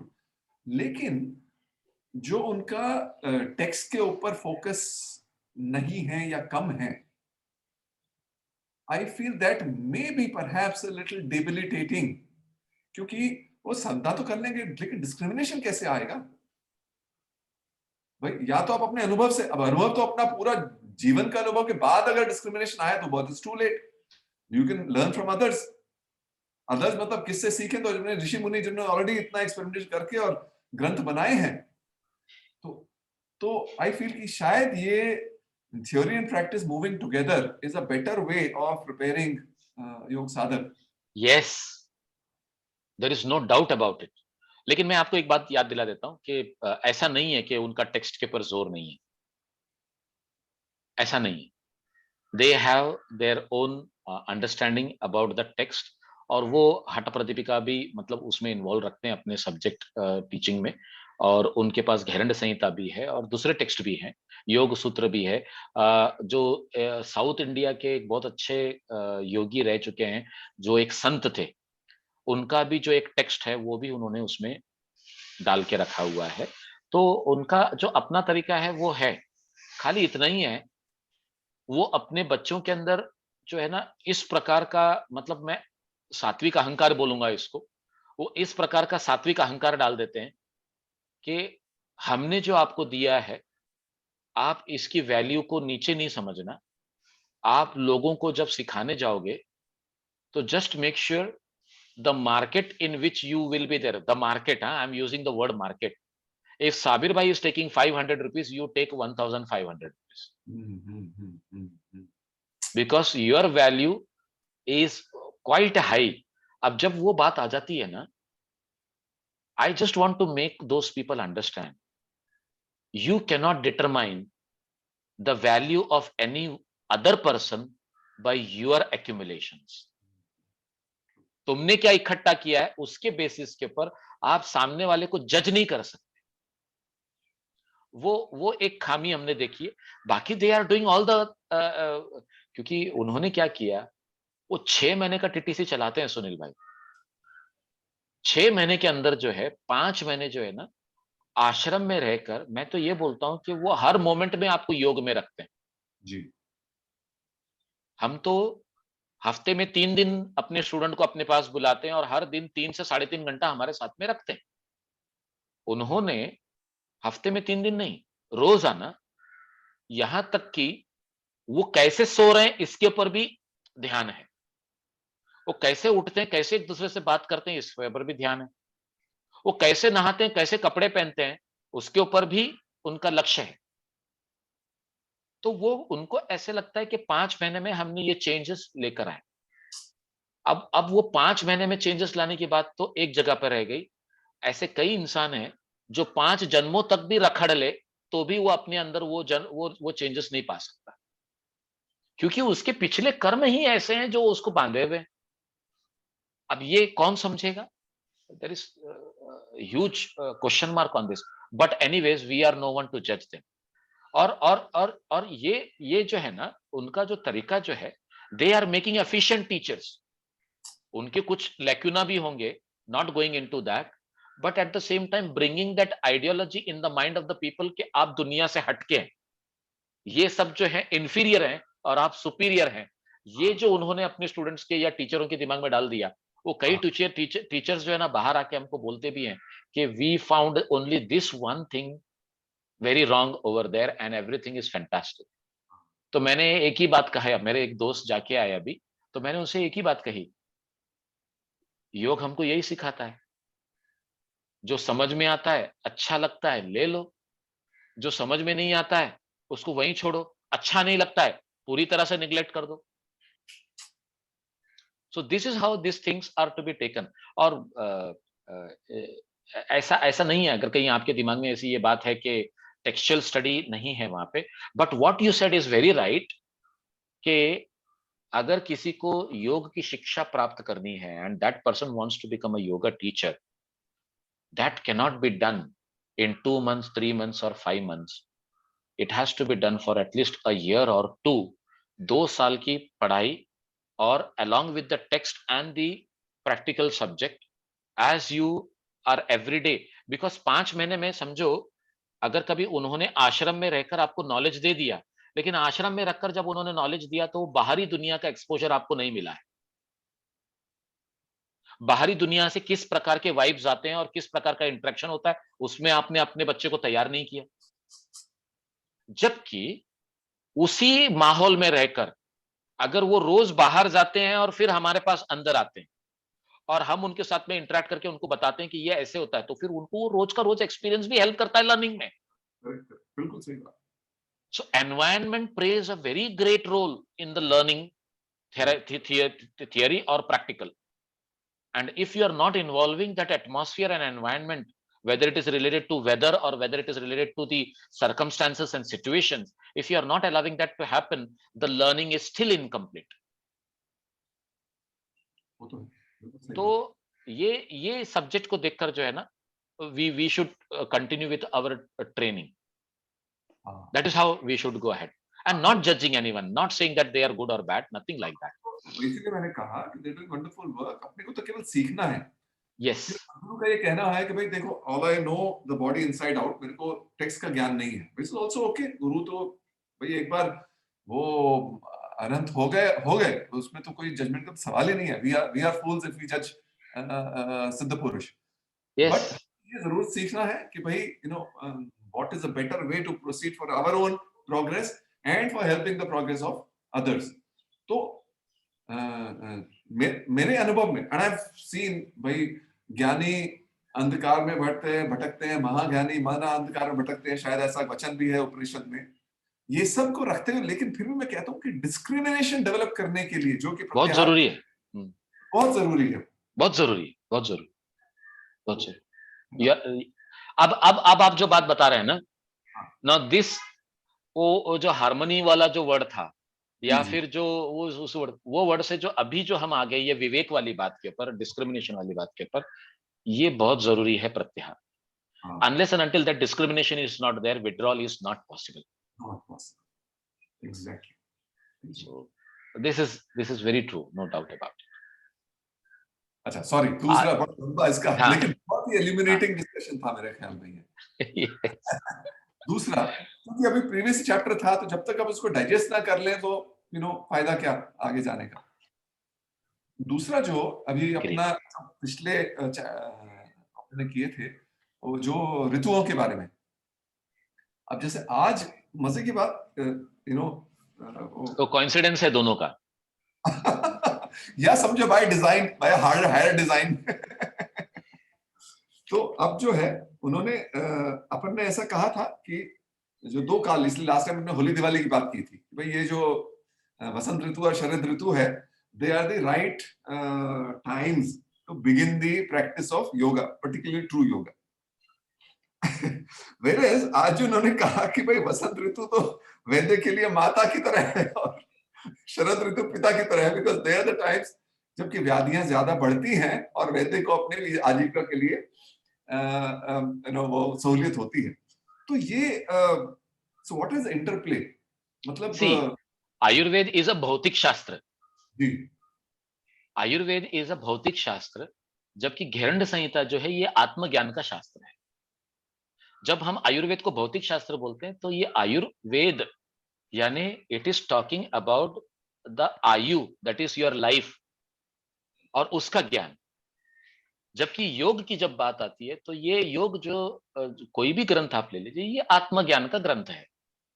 तो जब वो वहां पर ये कहते हैं कि ये जो वसंत है ये पिता के समान है, और जो शरद है वो माता के समान है, और ये दोनों जो है वैद्य के लिए है, तो मैं आपको एक ही बात बताना चाहता हूं कि ये वैद्य के लिए किस पॉइंट ऑफ व्यू में उन्होंने कहा कि इस समय बीमारियां ज्यादा पनपती हैं, लोग ज्यादा परेशान होते हैं, और वो वैद्य के ज्यादा चक्कर लगाते हैं, और वैद्य की जो दक्षिणा उनको देनी पड़ती है उससे वे वैद्य का जो है पूरे साल भर का जो है पेट भरण हो जाता है। एग्जैक्टली। तो देखिए, वो पॉइंट ऑफ व्यू से हमारे सामने रखा गया। नहीं तो हाँ, जो दिक्कत ये है कि जिस काल में अमूमन व्याधियां ज्यादा होती है तो शरीर ज्यादा डिस्टर्ब होता है ना। हाँ, हाँ, तो हाँ। उस काल के अंदर योग शुरू करने के लिए, स्पेशली जो डीपर योग शुरू करने के लिए, तो वो बिल्कुल स्टेबिलिटी रहनी चाहिए। वो काल जो कि अदरवाइज हेल्दी हो, that should be the the proper काल to begin the study of yoga. तो ये मुझे डाइकोटोमी हुई कि जिस समय बीमारियां ज्यादा होती हैं तो बॉडी शरीर डिस्टर्ब रहता है, वो समय how can be the right time to begin the practice specially of subtle yoga. ये बात, it is actually the time to bring about the awareness. देखो, जब हम कहते हैं ना, हम अभी हमने घेरंड संहिता में हमने ये पढ़ा हुआ है कि हर एक ऋतु के जो है 2 महीने होते हैं, लेकिन ऋतु के 2 महीने होने के बावजूद भी जो है उसका इंपैक्ट जो है वो 4 महीने तक बना हुआ रहता है ना। वो 4 महीने का जो समय है, जहां आपको ये पता है कि ये सीजन के अंदर ऐसे ऋतु के चेंज की वजह से जो है हमें बहुत सारी बीमारियों का सामना करना पड़ने वाला है, और उसी समय अगर कभी ये एजुकेशन आपके सामने आ जाता है तो you are well equipped to face the situation and carry on with the avoidance of that thing. एक तो ये समझना चाहिए हमको। अब आप ये बोलेंगे लेकिन साबिर भाई इसके पहले अगर कभी समझो हमने ट्रेनिंग ले ली, समझो हेमंत, शिशिर, ग्रीष्म या वर्षा ऋतु के अंदर जो हमने ट्रेनिंग ले ली, और इस समय के लिए हमने अपने आप को उपयुक्त रखा कि भाई अब हम इसको काउंटर अटैक करें। इंसान की जो बुद्धि है, मतलब जो नॉर्मल इंसान है, मैं योगी की बात नहीं कर रहा, एक जो साधक जो है, साधक का मन, बुद्धि और उसका जो अहंकार जो है, और उससे रिलेटेड जो बाकी के जो तत्व जिस तरह से कार्य में रहते हैं, ऐसे कहा जाता है कि जैसे जैसे ऋतु बदलते हैं ना, वैसे वैसे इंसान का प्रेफरेंस और उसके अट्रैक्शंस भी बदलते हैं, बेशक। आपका इन्वॉल्वमेंट भी बदलता है, आपकी चॉइसेस, आपकी प्रायोरिटीज भी बदलती हैं। So when the situation is there and at that time when the choice is available to you, it will be better to reflect on it rather than having fulfilled the choice earlier, and when the situation has come you will feel कि अब तो ये समय में मैं बीमार हूं, तो ऐसे कहा गया है कि बीमारी में योग को नहीं करना चाहिए, तो मैं नहीं कर रहा। And that time you are not exposing yourself to that practice which is essential in this ऋतु। अब आपको ये ज्ञान ही नहीं है कि हमने वसंत वसंत और शरद के अंदर योग अभ्यास करने का आग्रह किया हुआ कि भाई तुम इसी समय में तो शुरू करो। ये समय तो ऐसा है कि आपको करना ही चाहिए, जबकि बाकी का जो समय है उसमें आपको अवॉइड करना है। इनफैक्ट ग्रीष्म की छुट्टी लेने के लिए कही गई है। अच्छा। हमको कहा जाता है कि साधना जो है, you better avoid during the time of the hot season. उस समय आप बेटर इसको अवॉइड करो। और हाँ। उस समय फिर आपको क्या करना है? शांत बैठकर सिर्फ ध्यान करो। हम्म, मतलब शरीर का उथल पुथल नहीं करते हुए सिर्फ सांसों पर अपना अवेयरनेस रखकर अगर आप शांत बैठकर कार्य करोगे, it is like doing many आसन्स। हम्म, अब ये भी ग्रंथों में ही लिखा हुआ है, कहीं और तो लिखा हुआ नहीं। हाँ, ये बात और है कि ये ग्रंथ में इस तरह से लिखा हुआ है, दूसरे ग्रंथ में दूसरी तरह का से लिखा हुआ है।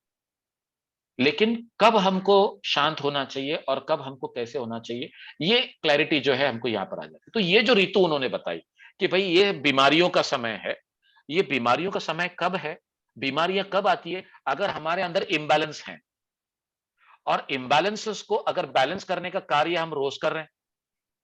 हम्म, भाई हमने 1 घंटे का समय अपने लिए निकाल लिया, और वो 1 घंटे में जो है हम षटकर्म भी कर रहे हैं, और आसन भी कर रहे हैं, प्राणायाम भी कर रहे हैं, और वो 1 घंटे का समय समाप्त हो जा रहा है।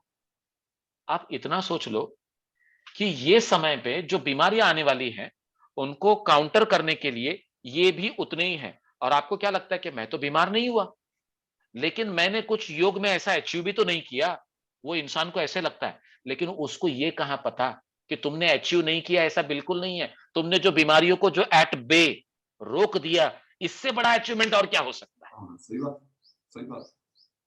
अब वो उसकी जानकारी उसको होती नहीं है। उसको क्या लगता है कि मैं पहले भी ऐसा था और अब भी ऐसा हूं। तो अगर मुझे कोई कहता है सर कुछ फर्क तो पड़ा नहीं, तो मैं उसे एक ही कहता हूं, एक काम करो, नहीं करके देखो, फिर फर्क पड़ेगा। और वो कहता है हाँ सर, नहीं करने से प्रॉब्लम्स दिखते हैं। कई बार ऐसे होता है, हमको क्या लगता है कि हम योगाभ्यास कर रहे हैं लेकिन कोई बदलाव तो नहीं आ रहा। एक इंसान को लगता है मेरा मोटापा तो कम नहीं हो रहा, दूसरे को ऐसा लगता है मेरे डायबिटीज तो फर्क नहीं पड़ रही, जैसे थी वैसी ही है। तो मैं इसको बोलता हूँ जैसे थी वैसी है ना, बड़ी नहीं ना। हम्म, वजन जैसा था वैसा ही है, बड़ा नहीं ना। बिल्कुल। तो ये क्यों नहीं सोचते कि ये डिसिप्लिन से वो सस्टेन हो गया, और ये सस्टेनेंस जो है आगे जाके आपको हेल्प करेगा।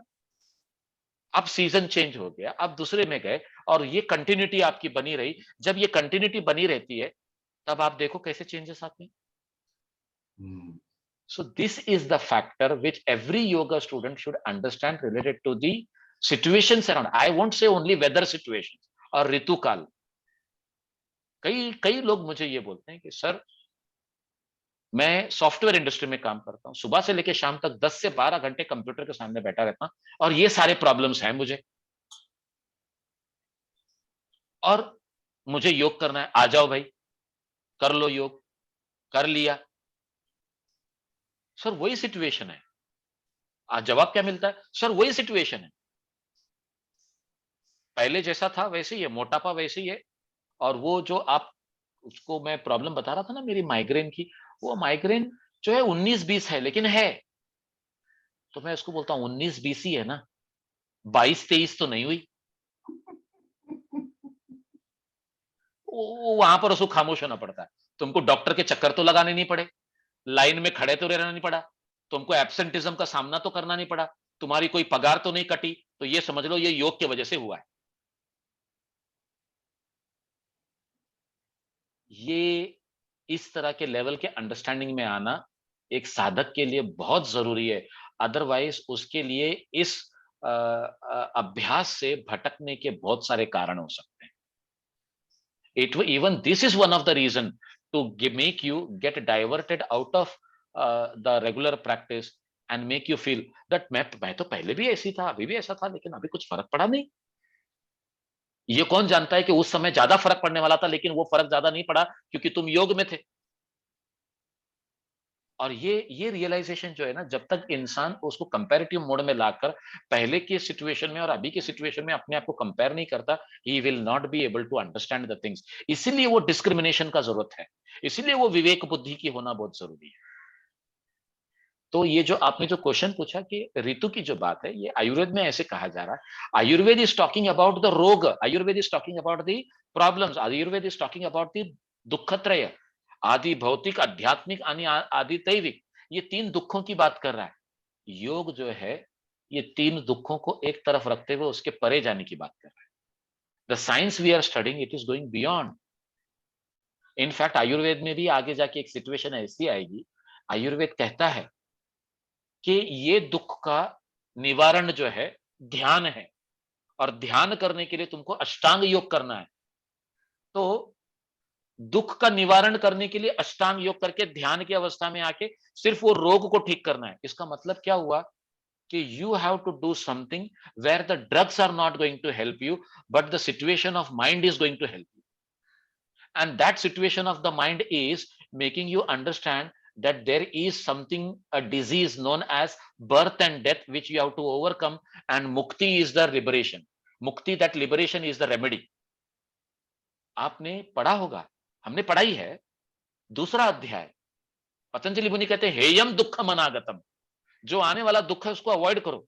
अभी जो वेद होता है ना, वैद्य होता है ना, वो वैद्य पेशेंट के अंदर देख लेता है। वो बोलता है साबिर भाई, समझ लो मेरा और भिड़े जी की बातचीत हो रही है।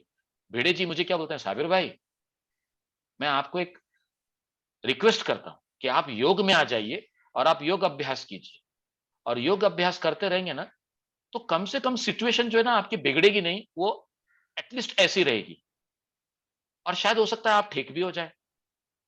अब यकीन मानिए, वो इसलिए ऐसा कहते हैं क्योंकि अगर ये जिस तरह से साबिर भाई अपनी लाइफ जी रहे हैं, आगे जाके ये लाइफ और वर्स होने वाली है, और ज्यादा कठिन सिचुएशंस का सामना करना पड़ने वाला है। तो बेटर है कि now he come to yoga. So when he is practicing yoga and he is doing it, तो वो वर्सनिंग ना होते हुए वो ये सिचुएशन में आ गए। और फिर मैं जाके भिड़े जी को बोलता हूँ, भिड़े जी आपने तो मुझे बोला योग करने से जो है मेरा प्रॉब्लम सॉल्व हो जाएगा, but at the same time वो बोले नो, कंटिन्यू रखो, क्योंकि मैं जो एक्सपेक्ट कर रहा था वो अब नहीं हो रहा है, इसका मतलब योग काम कर रहा है। अब आप इसी दवाई को बनाए रखो। तो दवा क्या है? योग है। और वो योग को करते हुए फिर कहीं ना कहीं वो राजसिक और तामसिक अवस्था से हमारा डोमिनेंसी जो है सत्व की तरफ आने लगता है, और हम ये समझना शुरू करते हैं कि बाकी की सब चीज तो भौतिक ही है। हर चीज जो है पंच महाभूत या फिर प्रकृति की ही देन है, भले वो किसी भी रूप में रहे। अगर ये मैं एक बीज को देखता हूं तो ये बीज के अंदर मुझे झाड़ दिखता है, जबकि वो झाड़ दिखाई नहीं दे रहा है। मुझे वो झाड़ भी दिखाई दे रहे हैं, मुझे वो फल भी दिखाई दे रहा है, मुझे वो पत्ते भी दिखाई दे रहे हैं, मुझे वो फूल भी दिखाई दे रहे हैं। हाँ? और इतना ही नहीं, जबकि वो झाड़ के ऊपर बैठकर चिड़ियां जो चहकेंगी, गुनगुनाएंगी और मेरे मन को जो सुख प्रदान करेंगी, मैं वो भी महसूस कर रहा हूं, तो सिर्फ वो एक बीज को हाथ में पकड़कर। इतना सारा जब मैं सोच सकता हूं, कल्पना कर सकता हूं और उस सुख के भाव में आ सकता हूं, तो योग मुझे कहता है यही बीज को तुम यहीं पर जला दो। ये बीज जो अभी तक इस अवस्था में आया नहीं है, तुम इसी को यहीं जला दो। कैसे जला दो? इसके सूक्ष्म स्तर पर जो इसके गुण हैं, उसका ज्ञान प्राप्त करते हुए वो सत्व में चले जाओ, जहां पर क्लैरिटी है, जहां पर नॉलेज है, जहां पर लाइटनेस है, जहां पर हेवीनेस नहीं है, जहां पर भागदौड़ नहीं है, जहां पर हाइपर एक्टिविटी नहीं है, जहां पर गुरुत्व का भाव नहीं है, ये सब नहीं है और ये है। तो वो त्रिगुण तो वो सीड के अंदर है, वो बीज में है। लेकिन जब हम वो बीज में जाकर जब सत्व के साथ में एक रूप होते हैं, तो आप सोचो आप कितने सूक्ष्म स्तर पर जाकर वो बीज के गुणों को समझ, आपने उसको जलाया नहीं, लेकिन वो अपने आप जो है बाकी की चीजों को छोड़कर जल गया, खत्म हो गया। तो वो बीज अपने स्वरूप में प्रकृति का रोल अदा कर रहा है, आपको ज्ञान दे रहा है कि इसमें जो कॉन्शियसनेस है, इसमें जो जान है, वो जान कुछ और नहीं बल्कि वो पुरुष तत्व है। ये पुरुष तत्व से ही ये जो त्रिगुण है, जो आगे जाके फल स्वरूप जो है आपको झाड़ के पत्ते वगैरह सब देने वाले हैं और सारी दुनिया का सुख तुमको प्रदान करने वाले हैं। और यही होता है दुनिया के अंदर। आप और मैं क्या सोचते हैं? अच्छा पैसा कमाएंगे, अच्छा घर बनाएंगे, हिल स्टेशन के टॉप पे जाकर रहेंगे और क्या एंजॉय करेंगे? अच्छी हवा एंजॉय करेंगे, सेहत को अच्छा रखेंगे और सुखी बने रहेंगे। लेकिन ये सुख जो है अल्टीमेटली एक बड़े दुख का कारण है, क्योंकि तुमको ये जो लाइफ मिली सिद्धि प्राप्त करने के लिए, वो ट्रुथ को समझने के लिए, वो ज्ञान को प्राप्त करने के लिए तुमने अपना टाइम वेस्ट कर दिया हिल के टॉप पे जाकर हवा खाते हुए। या वहां हवा खाते हुए और प्राण को लेते हुए, और उसको आप अपने आप को ट्रांसेंड कीजिए। That is the correct use of that is the the. Correct use, that is ideal use. क्योंकि वहां ज्ञान की जरूरत है ना, वो अवेयरनेस की जरूरत है। अब वो उनको क्या लगा कि जो सुख जो है बाहर के भोग में, तो वो भोग के एक्सपीरियंस में आ जाते हैं। अगर जो बात आपने कही अगर यही समझ में आया तो वो हिल टॉप में अपवर्ग के एक्सपीरियंस में आ जाता है, भोग के एक्सपीरियंस में नहीं जाता वो। तो जहां अपवर्ग का एक्सपीरियंस आ गया, खत्म। तो अच्छा, तो ये तो बहुत अच्छा। तो ये नहीं कि अब देखो, बॉडी माइंड सोल, अगर हम अपनी पर्सनालिटी को इस तरह डिवाइड करें, तो सोल जो है डिस्क्रिमिनेटिव, जो भी अपनी एबिलिटी है वो तो सारी वहीं से आती है ना। और ये ग्रॉस बॉडी हो गए, बीच में हुआ माइंड। तो इसका मतलब कि कोई भी साधना का एफर्ट जो है, ये तीन स्तंभों में टिका रहना चाहिए। आयुर्वेद, सपोज आयुर्वेद प्राइमरली आयु यानी बॉडी को एड्रेस करता है, तो बॉडीली हेल्थ रहे। योग प्राइमरली माइंड को एड्रेस करता है, which is the sort of the subtler form, यानी कि अगर वो स्थूल शरीर है तो सूक्ष्म शरीर है। तो योग जो है सूक्ष्म शरीर के तल पे, स्पेशली जो आज प्रचलित है हठ योग वगैरह, तो सूक्ष्म शरीर के ऊपर काम करता है। और सांख्य जो है वो एक डिस्क्रिमिनेशन डेवलप करने के लिए बड़ा यूजफुल टूल है। तो शायद अगर डिस्क्रिमिनेशन एकदम हो जाए तो कारण शरीर से पे भी बदलाव हो जाते हैं। तो यानी कि this has to be 3 engine effort and all together. अगर माइंड ठीक नहीं है तो आप बॉडी की तरफ भी फोकस नहीं कर सकते, डिस्क्रिमिनेशन छोड़ ही दीजिए। बॉडी ठीक नहीं है तो आप कुछ भी नहीं कर सकते। और बिना डिस्क्रिमिनेशन जो आप कर भी रहे हैं बॉडी माइंड के साथ, इट इज यूजलेस, बिकॉज भोग ही भोग चल रहा है, उसका कोई प्रोग्रेस हो नहीं रही। Is that right? Would you agree? Yes, it is. This is the fact of life. This is the truth.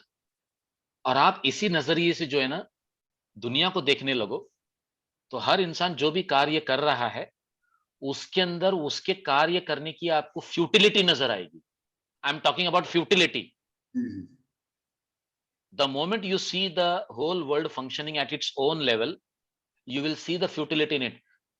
The moment you understand that futility, believe me, you are into yoga. Right. Absolutely. So this is how the truth has to be understood and it is to be taken positively and कोई नहीं। आज हमारा discussion पे ही पूरा समय निकल गया। लेकिन इससे बहुत अच्छा हुआ because fundamentals have been addressed Sabir भाई। आपने किया उसका प्रॉपर प्लेसमेंट, आई बहुत थिंक इज, जरूरी है, आज बहुत मेरे जरूरी। मेरी नजर में वो काफी कुछ हुआ है। नहीं, इट इज वेरी एसेंशियल। और ये चीज जो है ना हम क्यों डिस्कस कर रहे हैं कि we have reach to that level of understanding the subject. अब आप मुझे बताइए, जो हमारे क्लास के अंदर जो योगा टीचर बनने के लिए जो स्टूडेंट आते हैं, वो अपना अलग अलग लेवल लेकर आते हैं। उनके लेवल पे उतर कर जब हम उनको वो ये ज्ञान देते हैं, हम ये सारी चीजें नहीं बताते क्योंकि ये चीजें उनकी समझ में ही नहीं आएंगी। हम तो अपने बच्चों को तक ये चीजें समझाने की कोशिश नहीं करते क्योंकि उनका खुद का लेवल नहीं है उस तक, तो हम दूसरे की बात क्यों करें। तो कभी कभी लोग बोलते हैं, अरे तुम तो ये 4 बच्चों के बाप हो, तुम्हारे बच्चों को तो ये सब पता होना चाहिए। तो मैं एक ही बात बोलता हूँ, वो बच्चों को वो पता होने के लिए उनको वो लेवल पे आना होगा एंड उनको वो लेवल पे लाने की मेरी कोशिश चल रही है, लेकिन ये बताने की मेरी कोशिश अभी नहीं। तो वो स्टूडेंट की पात्रता होना बहुत जरूरी है और ये पात्रता का जो विषय है ना, हर ग्रंथ के अंदर एम्फसाइज किया गया है। या तो वो मृदु मध्य अधिमात्रा या अधिमात्रात्व महा ऐसे बताया गया, या कनीयसी मध्यमा और उत्तम इस लेवल से बताया गया। हर ग्रंथ में आप देखो हर एक स्टूडेंट की पात्रता का विषय बताया गया और ये कहा गया कि ज्ञान स्टूडेंट के पात्रता के हिसाब से आपको देना चाहिए, नहीं तो आप जो ज्ञान दे रहे हो दैट इज वेस्ट। सो इसीलिए ना सुनील भाई, आज जब मैं ये कोर्सेस करता हूं ना, तो मैं इंटरव्यू लेता हूं स्टूडेंट्स का, और इंटरव्यू लेने के बाद में अगर वो आधा घंटा 1 घंटा बात करने के बाद में अगर मुझे एहसास होता है ना, तो मैं बोलता हूं कि अभी मेरा इंटरव्यू पूरा नहीं हुआ, आप कल फिर से आओ, मैं अभी एडमिशन नहीं दे रहा आपको। और मेरे जो जितने को टीचर्स है ना, वो मुझे बोलते हैं आप बेवकूफ हैं सर, आपके इस वजह से हमारे पास कभी 8 लोग रहते हैं, कभी 9 लोग रहते हैं, कभी 10 लोग रहते हैं, इससे ज्यादा हमारे पास स्टूडेंट्स आते नहीं। और बाकी दूसरों को देखो, उनके पास 60-60 स्टूडेंट रहते हैं, और वो लोग जो है 1 महीने का टीटीसी चला रहे हैं, 3 महीने का टीटीसी चला रहे हैं, 5 महीने का टीटीसी चला रहे हैं। तो मैं बोलता हूँ जो स्टूडेंट आते हैं मैं उनको छोड़ता हूँ क्या? नहीं छोड़ता हूँ ना। मैं उनको क्या बोलता हूँ कि तुम्हारी टीचर बनने की अभी पात्रता नहीं है, अभी तुम पहले प्रैक्टिस करो। तुम्हारी टीचर बनने की पात्रता है तो तुम ठीक है, तुम ये लेवल 1 या लेवल 2 करो। तुम्हारी टीचर बनने की पात्रता है तो तुम लेवल 3 पे जाओ। कोई ऐसा भी आता है तो मैं उसको ये भी कहता हूँ कि तुम्हारी पात्रता इससे हाई है, तुमको टीचर बनने की कोई जरूरत नहीं है। You start going into sadhana, why you want to become a teacher, मैं ये भी बोलता हूँ सामने वाले को। तो योग के सिद्धांतों का समझकर उसको सामने वाले के को रूबरू कराना, ये आपका और मेरा फर्ज बन जाता है। So, ये लेवल पे हार्डली कोई सोचता है। We need to think on this level. Anyways, we will go ahead and wind up now.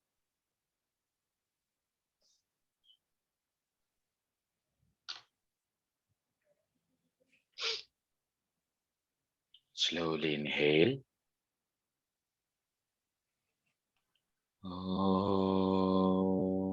Purnamada Purnamidam Purnat Purnamudachyate Purnasya Purnamadaya Purnamevavashishyate.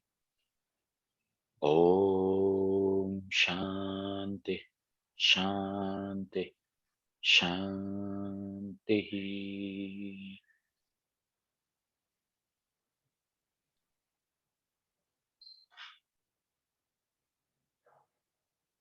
Thank you very much.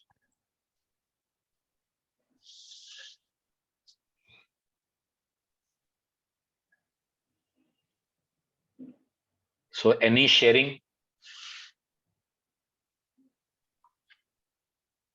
आज जो लोग एब्सेंट हैं उन्होंने बहुत बड़ी चर्चा को मिस कर दिया।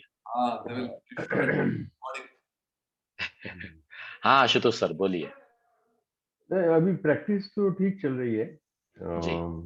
पिछले हफ्ते एक ही बार मिस हो गई थी, लेकिन बाकी अच्छी चल रही है सुबह।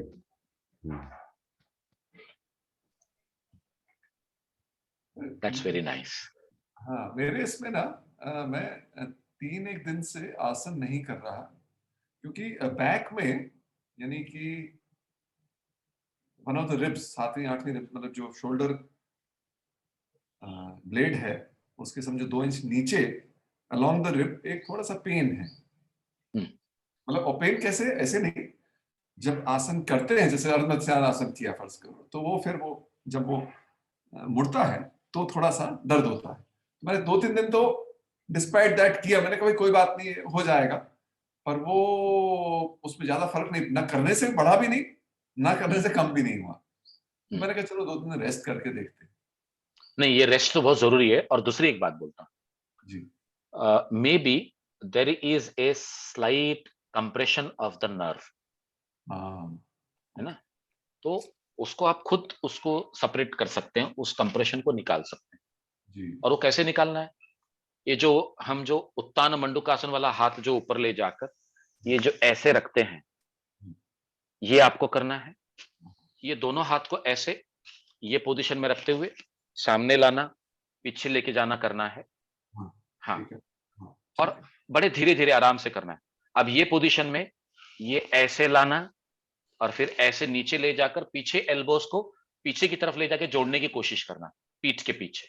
हाँ, और फिर ऊपर लाना और फिर ये जोड़ना, फिर ऐसे पीछे ले जाकर जो है पीठ के पीछे लेके जाने के जोड़ना। हाँ, और ये करने के बाद में जो हम ताड़ासन वाला जो स्ट्रेच करते हैं वो स्ट्रेच करना। ये 3-4 चीजें आप जो है आसन के जगह पर बड़े धीरे-धीरे आप करिए। और फिर आसन कौन-सा करेंगे? पवन मुक्तासन करेंगे और धनुरासन करेंगे। धनुरासन शायद आपको इतना हेल्प नहीं करेगा जितना पवन मुक्तासन हेल्प करेगा, है ना? लेकिन अगर धनुरासन आप नहीं कर रहे हैं तो नौकासन आप कीजिए। तो पवन मुक्तासन, नौकासन, ये दोनों करने से जो है, ये जो आपके शोल्डर ब्लेड के नीचे जिसको हम ट्रैपेजिस मसल्स कहते हैं, ये इनके पास जो ना गैंग्लियंस होते हैं। Ganglions are the other nerve junction beyond our spinal column, जी, and somewhere these ganglions get compressed because of some or the other activity. And when you do such kind of mobilization around the shoulder blades and the muscles, you will find that they are taken care of. और जो है हल्का सा तिल का तेल गरम करके उसका जो है वहां पर आप अप्लाई कीजिए, क्योंकि ये वात से ही रिलेटेड है। जी, बिल्कुल। ये वात का ही प्रकोप है। और वहां पर आप जो तेल का अगर कभी हल्का, मतलब ताकत लगा कर नहीं, हल्का अगर कभी ये करेंगे तो वो तेल के मर्दन से जो है ये चीज आगे की तरफ बढ़ जाएगी, निकल जाएगी। ठीक है। तो टू समराइज, पवन मुक्तासन और नौकासन, ये तो 2 आसन करने चाहिए। और movements, gradual movements, one this, the other is this. हाँ, ये आपने ऐसे रखा, ये ऐसे ऐसे किया। हाँ, ये ऐसे करने के बाद में ये ऐसे में से ये ऐसे लाकर जितना हो सकता नीचे जाना, और फिर जो है एल्बोस को पीछे लाकर स्ट्रेच करना। स्ट्रेच करना, मिलाना, कोशिश करना मिलाना। हाँ, ठीक है, ये दूसरा अभी भी हो- आप करके देखेंगे तो वो स्पॉट के ऊपर जो है आपको चेंजेस नजर आएंगे। तो ये दूसरा हो गया। तीसरा ताड़ासन की मूवमेंट हुई। हाँ, और अगर आप कर सकते हैं तो एक चौथा भी आप जोड़ सकते हैं। ये दोनों हाथ लेकर ये एल्बोस को आपने पकड़ लिया। अब राइट एल्बो को आप लेफ्ट की तरफ पुल कर रहे हैं और लेफ्ट एल्बो को आप राइट की तरफ पुल कर रहे हैं। ओके, ठीक है। मैं ये हफ्ते जो है ये चीज करता हाँ, हूँ। और तो जहां अब आप जब कुछ प्रैक्टिस नहीं करते हैं ना, तो आसन के स्पॉट के ऊपर इसको रखिए आप। और बाकी सिंपल ब्रीदिंग, मैं ऐसा नहीं कहूंगा कि यू शुड डू प्राणायामिक ब्रीदिंग। वो सिंपल ब्रीदिंग कीजिए। और सिंपल ब्रीदिंग से आप क्या करना, एक एहसास ये रखना कि वो सांसें आप वो स्पॉट तक ले जा रहे हैं जहां आपको तकलीफ है। हाँ, और जब भी आप एक्सेल करते हैं तो ये आप एक्सपीरियंस करें कि वहां का जो भी दुर्गुण है या अवगुण है वो निकलकर बाहर बह रहा है। ठीक है, गॉट इट। तो ये जो है वात का जो हमने हठ प्रदीपिका में पढ़ा था, ये वो रेमेडी है जहां पर हम प्राण के द्वारा ही ये जो वात का जो डिसिपेशन है उसको हम डिसिप्लिन करते हैं।